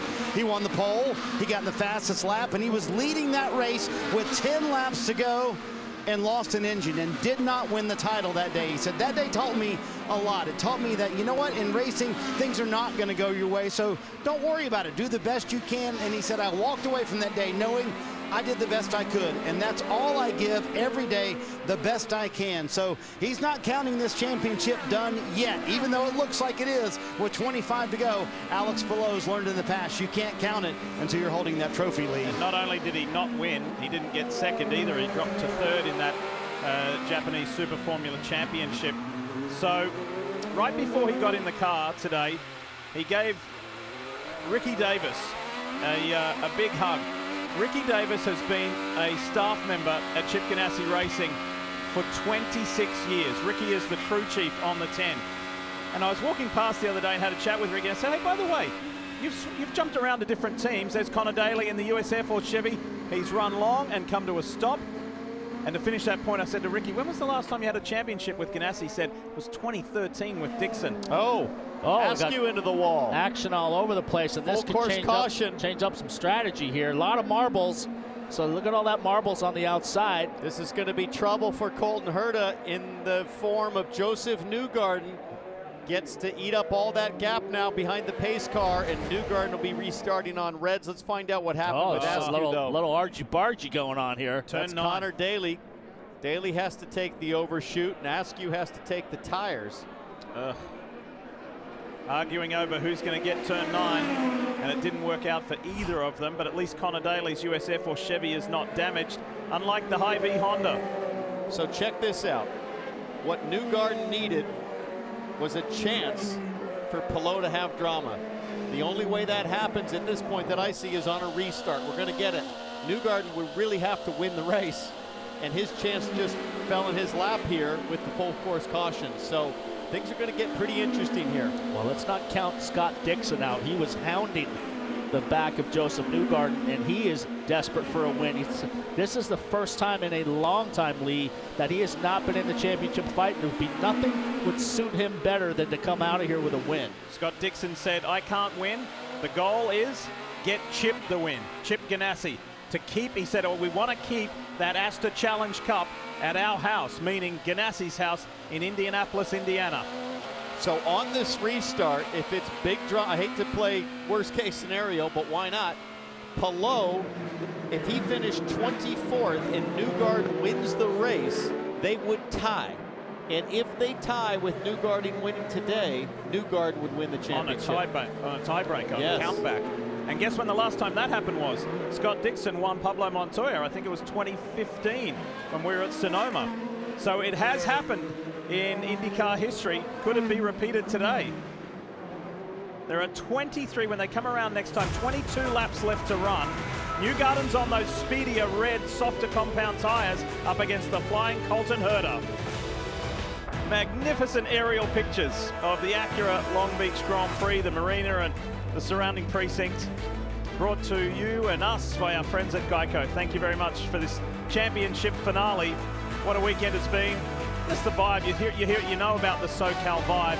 Well, you really feel it when you come to the Acura Grand Prix of Long Beach. If you've never been here, folks, and when maybe if you feel a little more comfortable about traveling, you should make the effort because it is a great weekend. I've got a mate of mine here. He flew all the way from New Hampshire just to experience the Acura Grand Prix of Long Beach that was getting ready to reignite.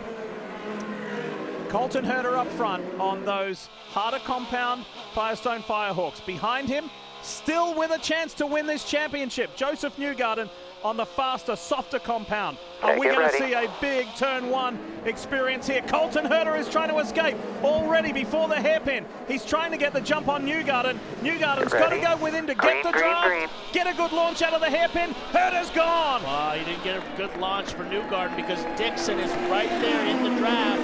And Dixon was really putting the pressure on Newgarden. But right now, it's all Colton Herta. But those black tires, T-Bell, they're not as fast as the reds.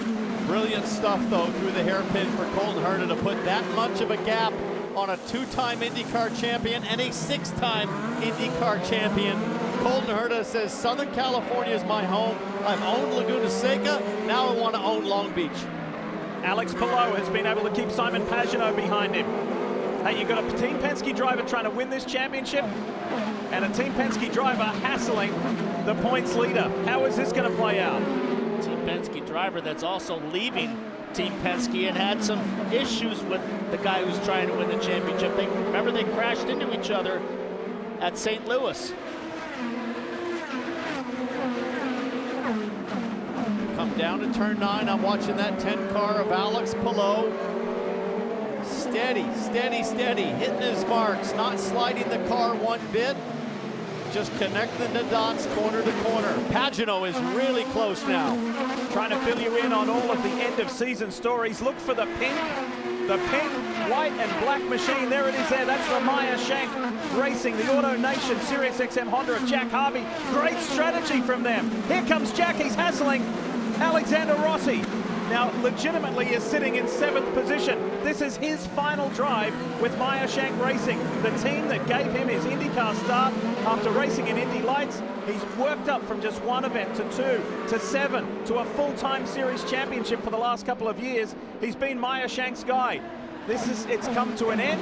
He's moving on. He's staying in IndyCar. Wait for that announcement soon. But Harvey could finish on the podium and on a high. Joseph Newgarden now starting to stretch away from Scott Dixon. Now trying to close that gap to Herta.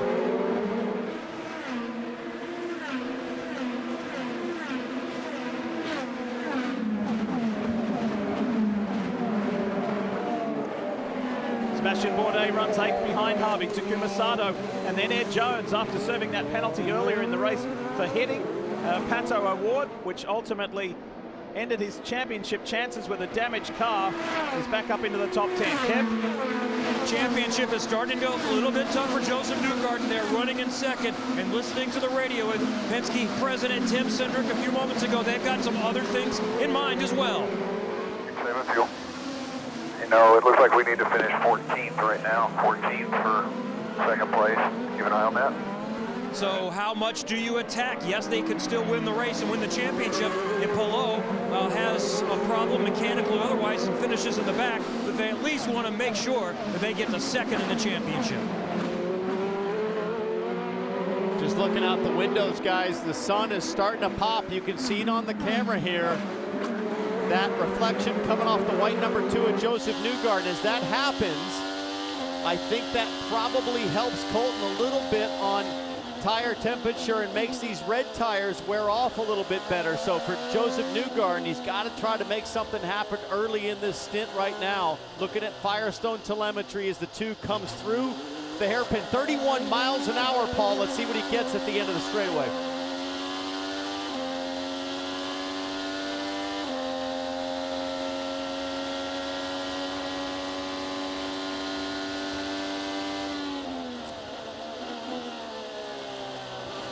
I saw 179 there.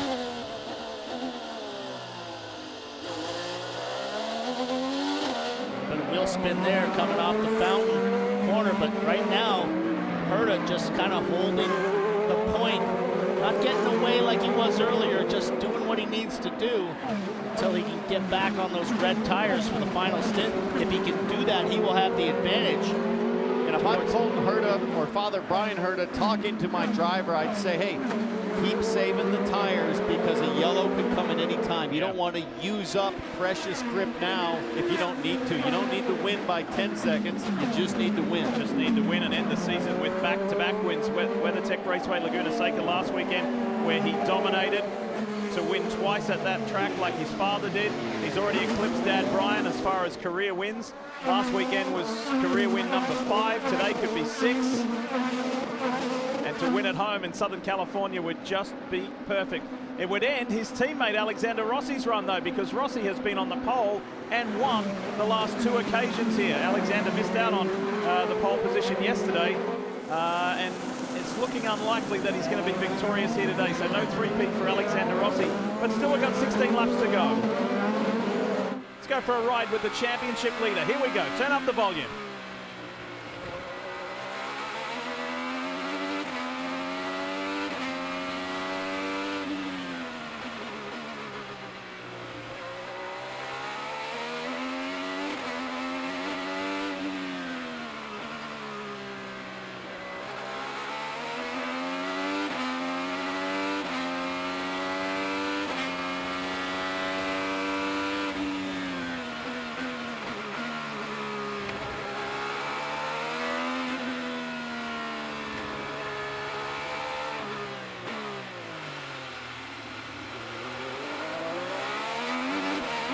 Driving well within the limit of the walls, Townsend not even flirting with getting close to them. He's doing exactly what he needs to do and taking no risks to do it. Looking like a pretty easy Sunday drive, but right behind Palou, Pagenaud, Rossi, Harvey, Bourdais, I think ready to pounce, so he can't lay off it too much.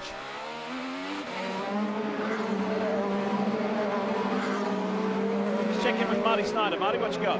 Lee, we're always amazed about how calm Alex Palou is behind the wheel and out of the car as well. Where did that come from? Well, I wanted to introduce you to Ramon Palou, his dad. And how did Alex get started in racing? Well, when they would walk to school as a youngster, Ramon would walk Alex to school, and there was a go-kart track between their house and the school. And one day at 5 years old, Alex said, "Hey, Dad, I want to do that." So for 7 years, Ramon was the only crew member. He was the mechanic. He was the crew chief. He put the cars together for Alex. They had a lot of success. They got noticed by Adrian Campos, the late F1 driver, the Spaniard, and that ignited the career from there. So Alex Palou, the calmness comes from Dad. Ramon certainly got things started. And I can tell you, as a guy who has a son who drives in professional racing, I cannot imagine how nervous Ramon is right now. I just talked to him a moment ago. He said, "You know what? I'm pretty calm. I feel a lot better now that award's out, but I know the nerves are churning in the Palou family." And in a lovely continuation, Marty, of that story from the early days, Adrian Campos Jr. still stays in touch with Alex Palou. They speak almost every week about his endeavors here in America and in IndyCar racing, where he's just 14 laps away from becoming the first Spanish IndyCar champion ever. We're going to take you all the way to the checkered flag here at the Acura Grand Prix of Long Beach, the season finale. It's championship day, and we're riding aboard the NTT data machine of Alex Palou. What a year it's been. Only his second season in the NTT IndyCar Series. Drove for Dale Coyne Racing last year and impressed plenty. Got a podium in his rookie year. But this year, joining Chip Ganassi Racing, it all started the right possible way, and it has been a season that's looked nothing but championship worthy. It's time for the motor racing world to say hello, Palou! Checker flag, baby. You're an Indy winner. No way! It's the beginning. It's the beginning of me running up front. Alex Palou has won at Road America. Yes, boys. Yes. Thank you. Yeah. Target was to be in this position. That was my dream. That was why we're here today. Whoa, look out. Palou's got problems, and the championship leader is out. This is catastrophic for the points.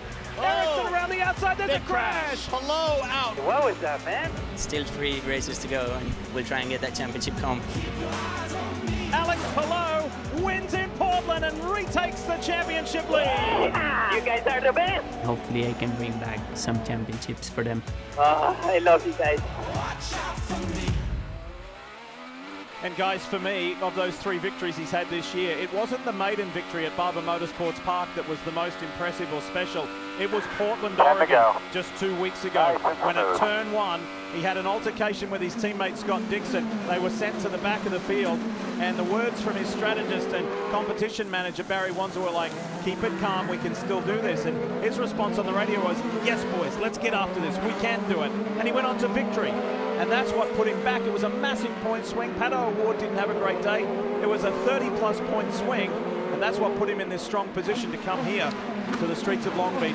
You know, T-Bell, the thing that strikes me, I did not see this coming at the start of the year. When they signed him, I was like, oh, that's an interesting sign. I didn't think, that these guys would go for that. But, I mean, his one-lap speed in qualifying has been nothing short of impressive. And then just the steady at the wheel, just no mistakes, no speeding penalties, doesn't have contact with other drivers. I'm amazed he doesn't have more championships in his resume. Well, it got my attention a few years ago when Team Go in Japan and Roger Yasukawa, the key advisor there for that team, they searched the world saying, who are we going to promote? Who do we want to bring over to IndyCar? And whether they selected a guy out of Spain, so you got a Japanese group selecting a driver out of Spain to bring him to the U.S. and try to make his mark. That certainly got my attention. And I think more than anything, for Alex Palou, it's how he's measured off Scott Dixon in every single category. And specifically what we're talking about here, the ability to think big picture in the heat of the moment. And what should be the most emotional moment for a driver in the cockpit under pressure, Palou has that Scott Dixon quality to think beyond the moment and think about championship points. Well, you talk about mirroring yourself off Scott Dixon, and that is true to a point. Guess who else he has been learning and soaking up stuff like a sponge? Jimmy Johnson. He has been using Jimmy as a mentor and as a consultant, if you wish, for how to put a championship run together.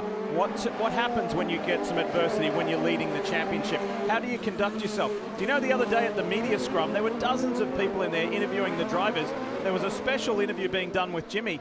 Palou stood there, not being interviewed. Palou stood there watching Jimmy on how he answers the questions, the particular type of questions. And the Ganassi staff came over to me and said, this isn't the first time.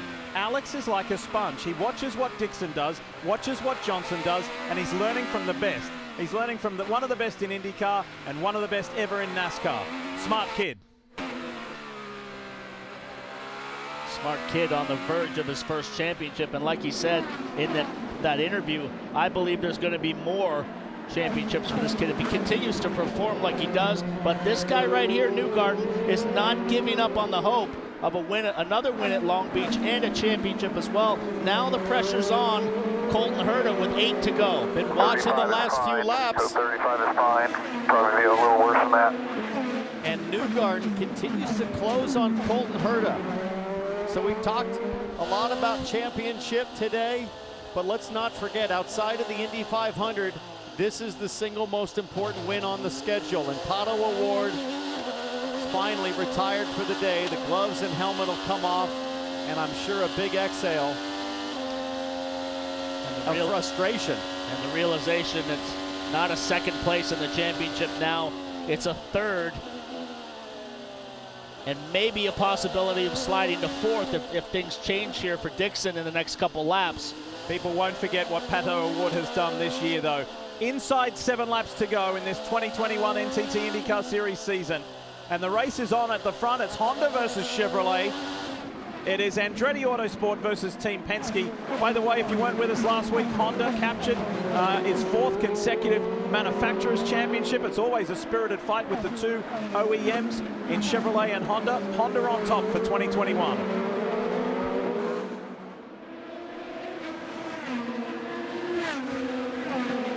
Herta's just now been able to just stretch it back out a little bit.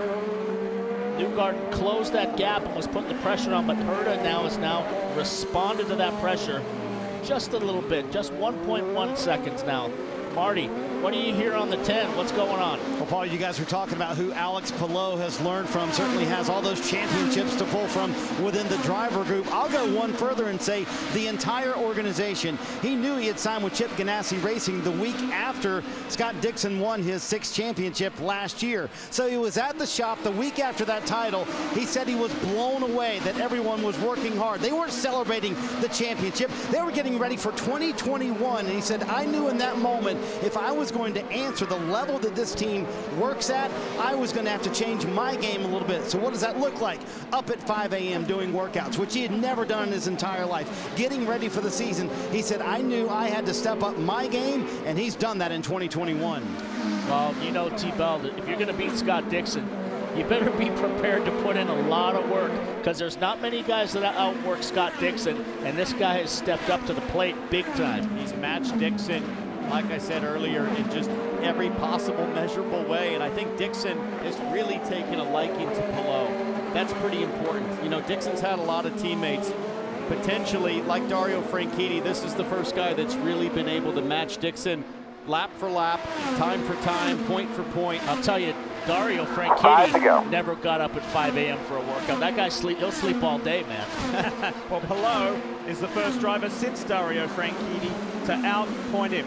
Frustration for Romain Grosjean. He really wanted that Rookie of the Year title, but he is beloved by IndyCar fans wherever we go. And he's saying thank you to the packed grandstands right across from Pitt Straight.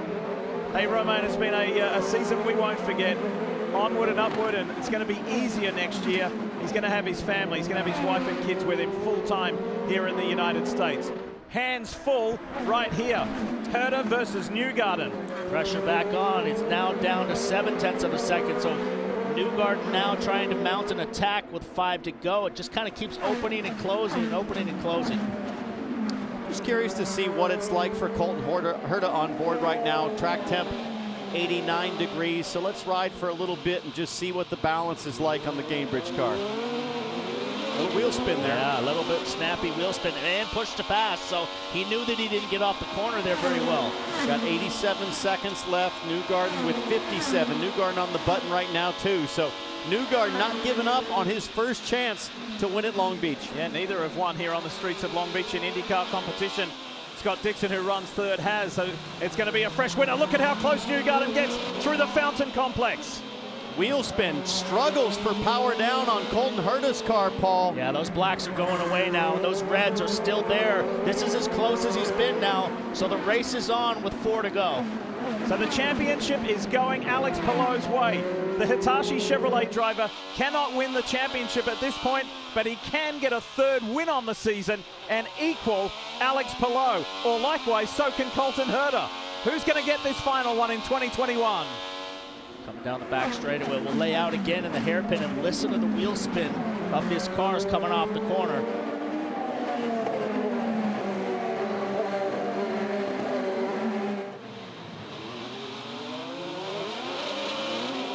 Oh yeah, struggling to lay the power Free to down. go. Newgarden's down to 57 overtake. Trying to get all that 750 horsepower to the ground on the streets of Long Beach. Of the 200 seconds allocated to each driver in push to pass, Herta has 71 seconds left. Newgarden down to 45. Newgarden was super deep on the brakes. Look at him just charging the corner now. That white number 2 nose is very much in the mirrors of Herta. Yesterday, after winning the pole position, Joseph Newgarden leapt from his cockpit and was punching the air, was high-fiving his teammates. He was pumped like he just won the Super Bowl, and it was a pole position because it was just kind of, I'm sick of qualifying 17th and 18th, and we're not being there, being in the mix. He did everything he could possibly do this weekend to come from way back to win this championship. A little bit less downforce on Herta's car. You can see Townsend on the back wing. There's no wicker on the back, and there's a pretty big wicker across the back wing of Newgarden's car. So the advantage right now is on the straightaway for Herta, but you see Newgarden closes really close in the corners, and then down the straightaway, Herta just seems to pull away. It'll be 2 to go here at the Field line. 98 to finish. That's 2 to go. Good job. Colton Herta, 71 seconds of push to pass. Newgarden, 45. They're both on the button all the way down shoreline here. Yeah, Herta used a big chunk there. He's down to 57 now. Less than 4 miles to run for Colton Herta to round out this season with back-to-back wins. Closed there. So this is where he's got to make it happen, is in this tight section where he's got the downforce on the car. I think his best chance is after this next left-hander, charging it up the inside, Marty. Team was talking to Colton. He said, everybody just be quiet, please. He thinks he needs to finish this off by himself. No interruption. And Palou, Alex Palou is not close enough to his teammate Scott Dixon to threaten for that podium, but that's fine. In a lap and a quarter, Alex Palou will be crowned the champion.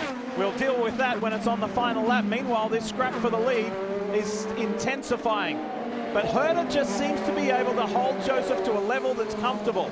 Well, he's got to make it happen in the fountain section in turns 1, 2, 3, 4, and 5 right there. Look at his car just pull away down the straightaway. 1 to go. Feels good. But then in the brake zone, T-Bell, he's just going to close right up.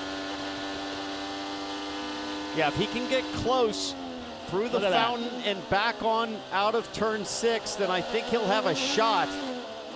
But Colton has just done a masterful job to hang on to the back end of his race car and just manage that wheel spin we heard earlier. Worldwide this year, your comments, your enthusiasm, your passion about the NTT IndyCar season have been noticed. This series is alive and the competition is fantastic. And we have noticed, the series notices. We're glad that you love it. Wherever you're watching from around the world, these guys are incredible. No matter whether it's a street circuit, a road course, a super speedway, or a small oval, it's fantastic, and there's more to come in 2022 where you can fully expect the driver of the Gainbridge Honda, Colton Herta, to be vying for a championship. This will be his 6th career win, and he gets to do it in Southern California where he grew up. Out of the hairpin for the final time, Colton Herta will have the last say of 2021. Herta wins again for the first time at Long Beach. And Alex Palou is an NTT IndyCar champion. Thank you so much. Thank you. You're an amazing team. Thank you so much.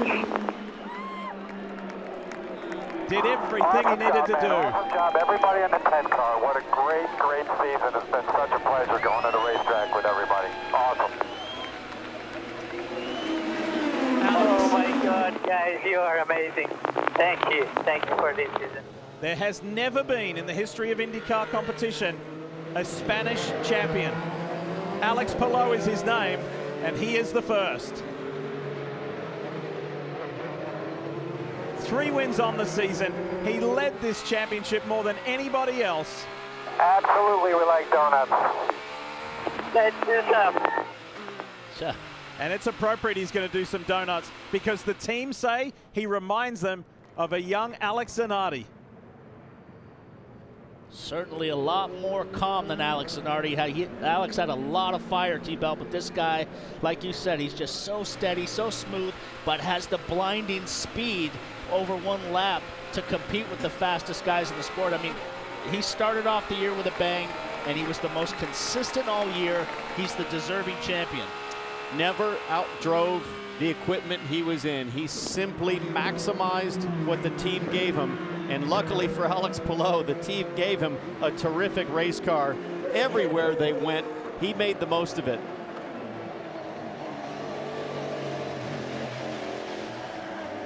I think we're about to see some donuts. Maybe double donuts with Herta too. That'd be an awesome treat for the fans. Don't hit that wall. Don't hit that wall. Beautiful stuff. I think Herta messed up his donuts. So there's going to be tacos tonight for Colton Herta and fried chicken for the champion. Great donuts, man. Great donuts.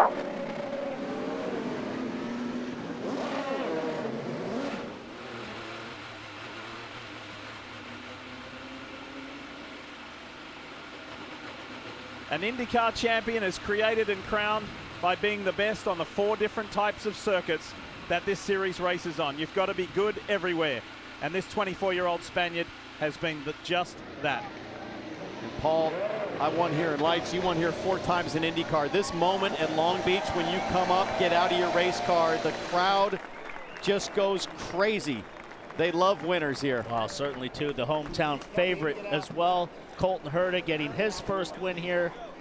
Just an amazing day of racing, an amazing season, and to finish it off here in Long Beach, one of the marquee events for IndyCar. You know, there's nothing bigger than this race other than the Indy 500, so what a year.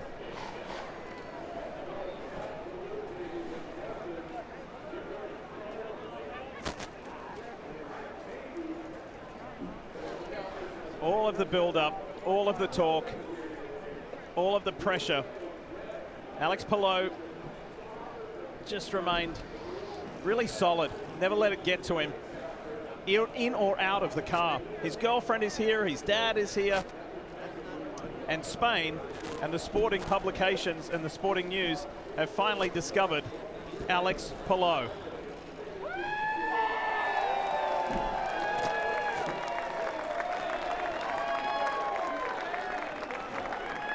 And the championship, Marty, stays at Chip Ganassi's house.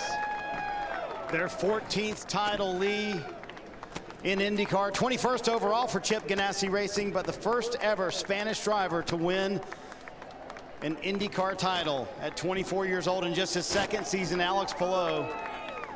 And the first driver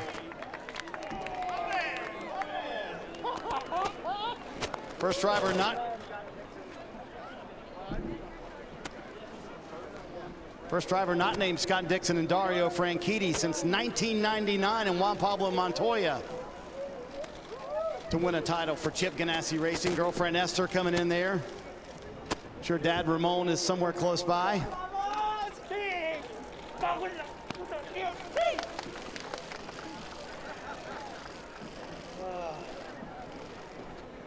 Think of all the moments that you and your dad Ramon put in at the go-kart track, 7 years, just you and him there together. Did you ever dream this moment and that Astra Cup would be yours?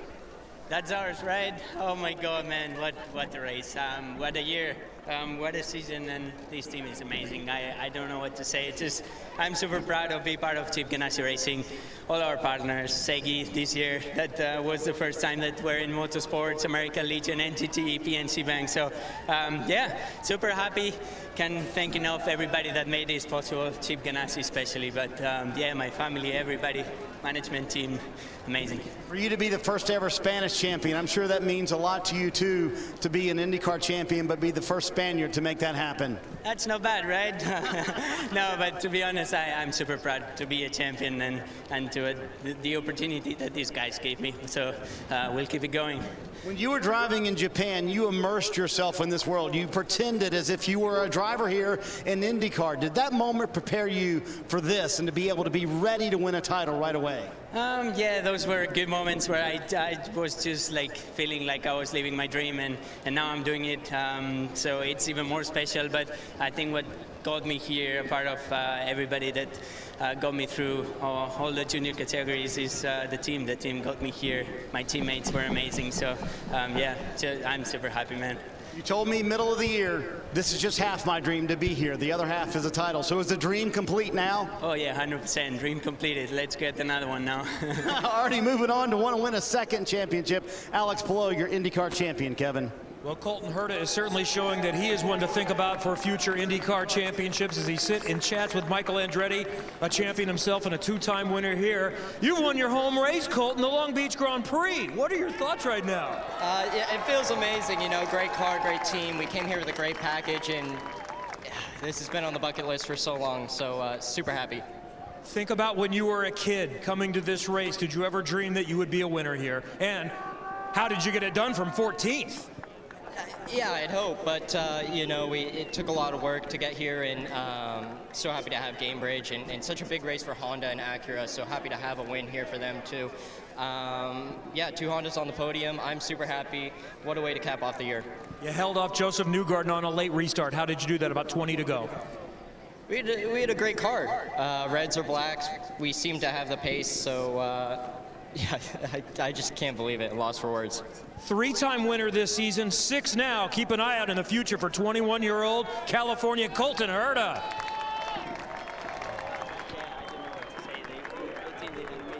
Colton joins an illustrious list of winners here at the Acura Grand Prix of Long Beach. But today, it's all about Alex Palou, Chip Ganassi's newest champion.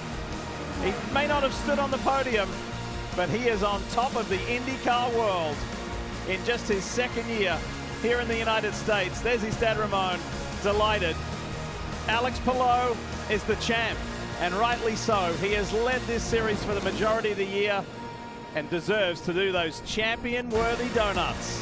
We're far from done here in Long Beach. We'll hear more when we come back. We hope that your racing appetite is large, because we are far from done here on your home of motorsports. Next up, Cup Series countdown to green. We go to Vegas. Kyle Larson is on the pole position. The playoffs continue. Cup Series racing from Las Vegas at 7 p.m. Eastern tonight. All right, let's hear from the man who pushed this championship all the way as hard as he could, finishing runner-up on the day, runner-up in the championship. Here's Joseph Newgarden with Kevin. He comes up just short of a 3rd championship, finishing 2nd in the championship and in the race. Anything that could have gone differently for you to first take care of your side of things and finish in front of Colton Herta? Probably just not the yellow. You know, that didn't work for us. Colton, obviously, he did a great job, so congrats to him and his entire crew.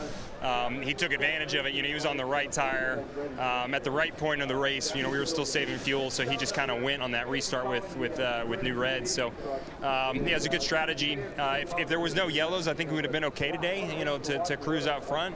But that's the way it rolls sometimes. You know, it just doesn't always go your way. But as a strong effort by our team, you know, I think that my crew was the fastest in pit lane all year, so it's a lot to be prideful for with our crew and certainly our team with Hitachi and Team Chevy. I think we fought hard.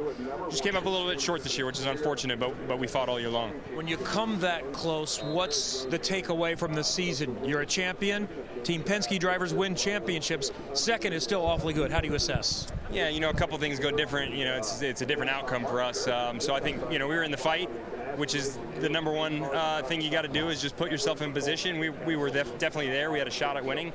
Just came up short. You know, it's very disappointing. I mean, incredibly disappointing. You put everything into a season, you hope to win it outside the Indy 500. So just have to start over again next year, unfortunately. But we've got the crew to do it, and you know we can bounce back pretty quick. So I think we can have another run next year. Thanks, Joseph. We'll see you at St. Pete in February of 22. To Rutledge.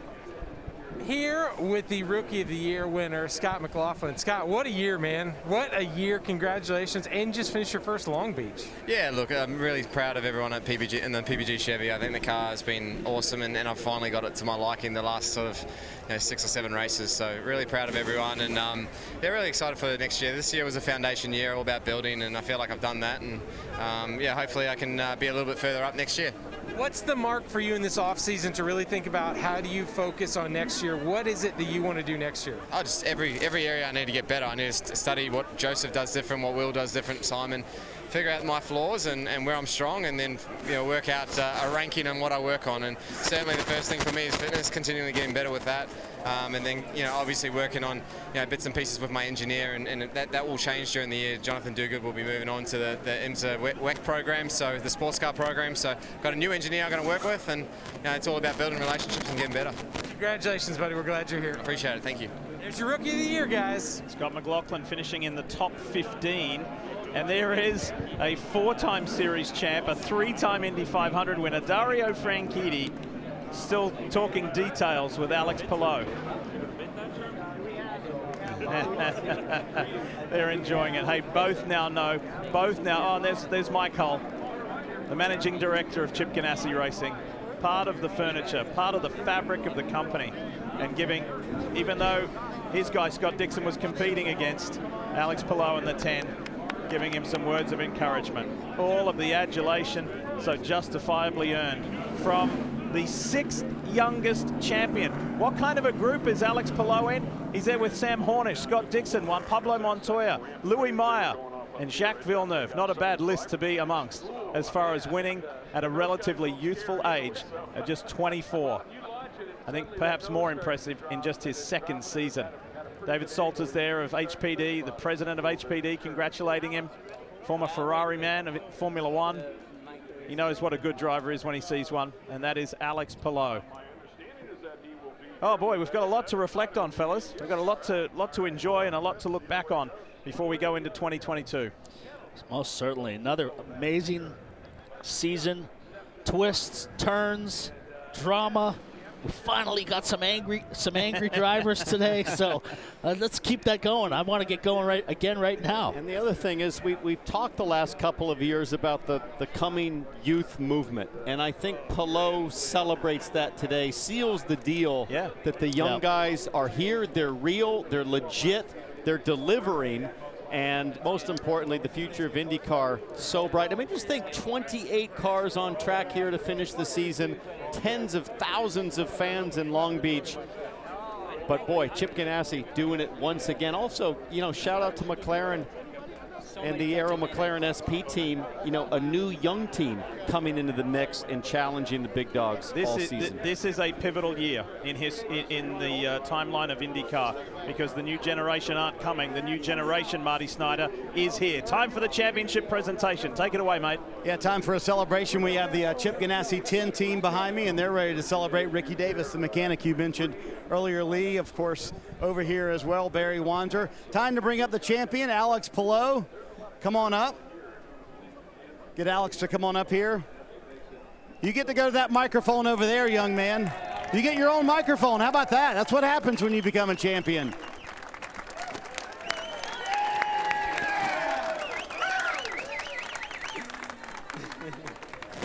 How cool has this moment been for you? There's a young guy back there named Jimmy Johnson who wants to give you congratulations. You've already gotten a hug from Scott Dixon. What is it like to get all this congratulations from guys who have won so many titles? It's amazing, and he's a rookie, so it's great. Good reminder. Yeah, man, I don't know. I'm so proud to be part of this team, this family. They gave me everything throughout all the season, all the fans, all the family, everything that's been part of this thing. And you can go give him a hug, that's okay. And yeah, super proud. Yeah, we got that number 10 NGT Data Honda car. to the champions. How about the moment with your dad, Ramon? Ramon came over to give you a hug. That moment with your dad, what was that like? Yeah, obviously, my dad, all my family, but my dad's been a big part of my success and of me being here today. So I'm super proud and super happy of all the opportunities these guys, but especially my family, gave me. Let's get Chip Ganassi up here, his 14th IndyCar title, 21st overall. How about this young man?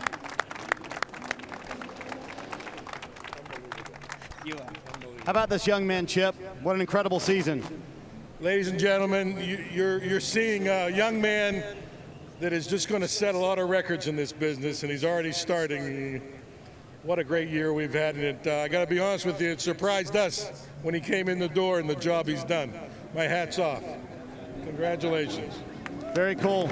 We'll have you guys step back there real quick. We have to present the Manufacturer's Trophy, so you guys take a step back there to present the Manufacturer's Trophy. The championship this year goes to Honda. David Salters is here from HPD, the president of HPD, and Jay Fry, the president of IndyCar as well.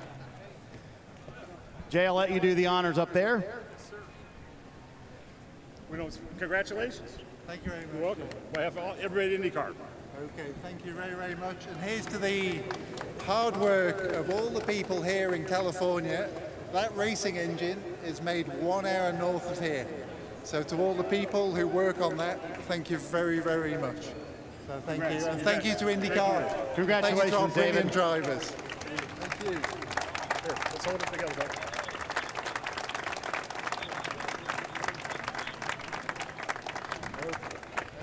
To present the Astor Cup, we'll bring up Bob Pryor, the CEO of NTT Data Services, and Mark Miles, the president and CEO of Penske Entertainment Corp.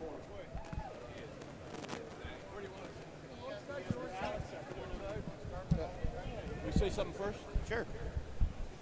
Thanks, everybody. We just want to say what a phenomenal 2021 NTT IndyCar Series.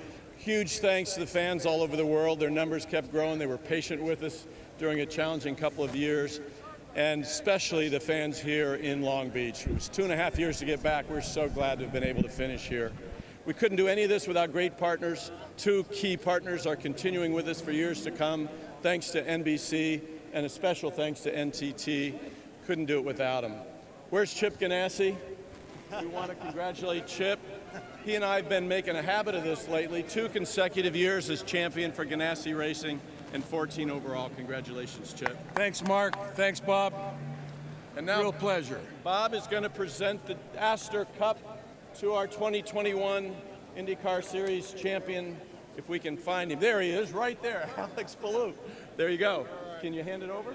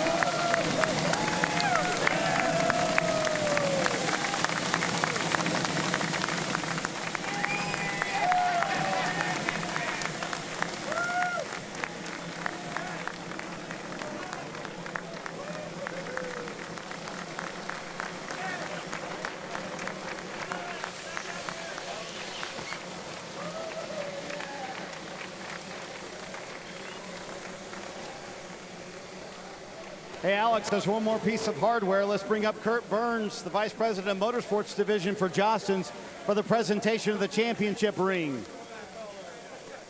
Kurt, if you can find your way through the crowd, come on up. There comes Kurt. Championship ring right here. How about that, Alex?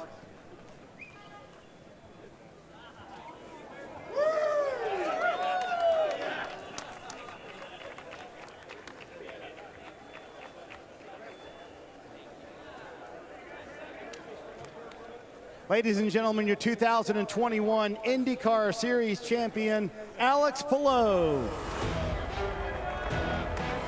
The 16 races of 2021 ends here in Long Beach with the points like this. Alex Palou, a healthy victory over Joseph Newgarden.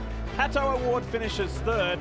And guys, Colton Herta worked his way up behind Scott Dixon for a top 5 finish. Again, Scott McLaughlin wins Rookie of the Year. We're almost out of time, PT. What are your thoughts on the season? Well, you could see T-Bell, you could see this youth movement coming, the changing of the guard, but the consistency wasn't there. And this is the first guy, Alex Palou, that has been able to deliver the speed and the consistency. But I got to say, next year, watch out for Colton Herta. The question I had coming into today was, at 24 years old and a second season in IndyCar, would this young driver crack? He answered that with a resounding no. For everybody else, you better double down in the offseason.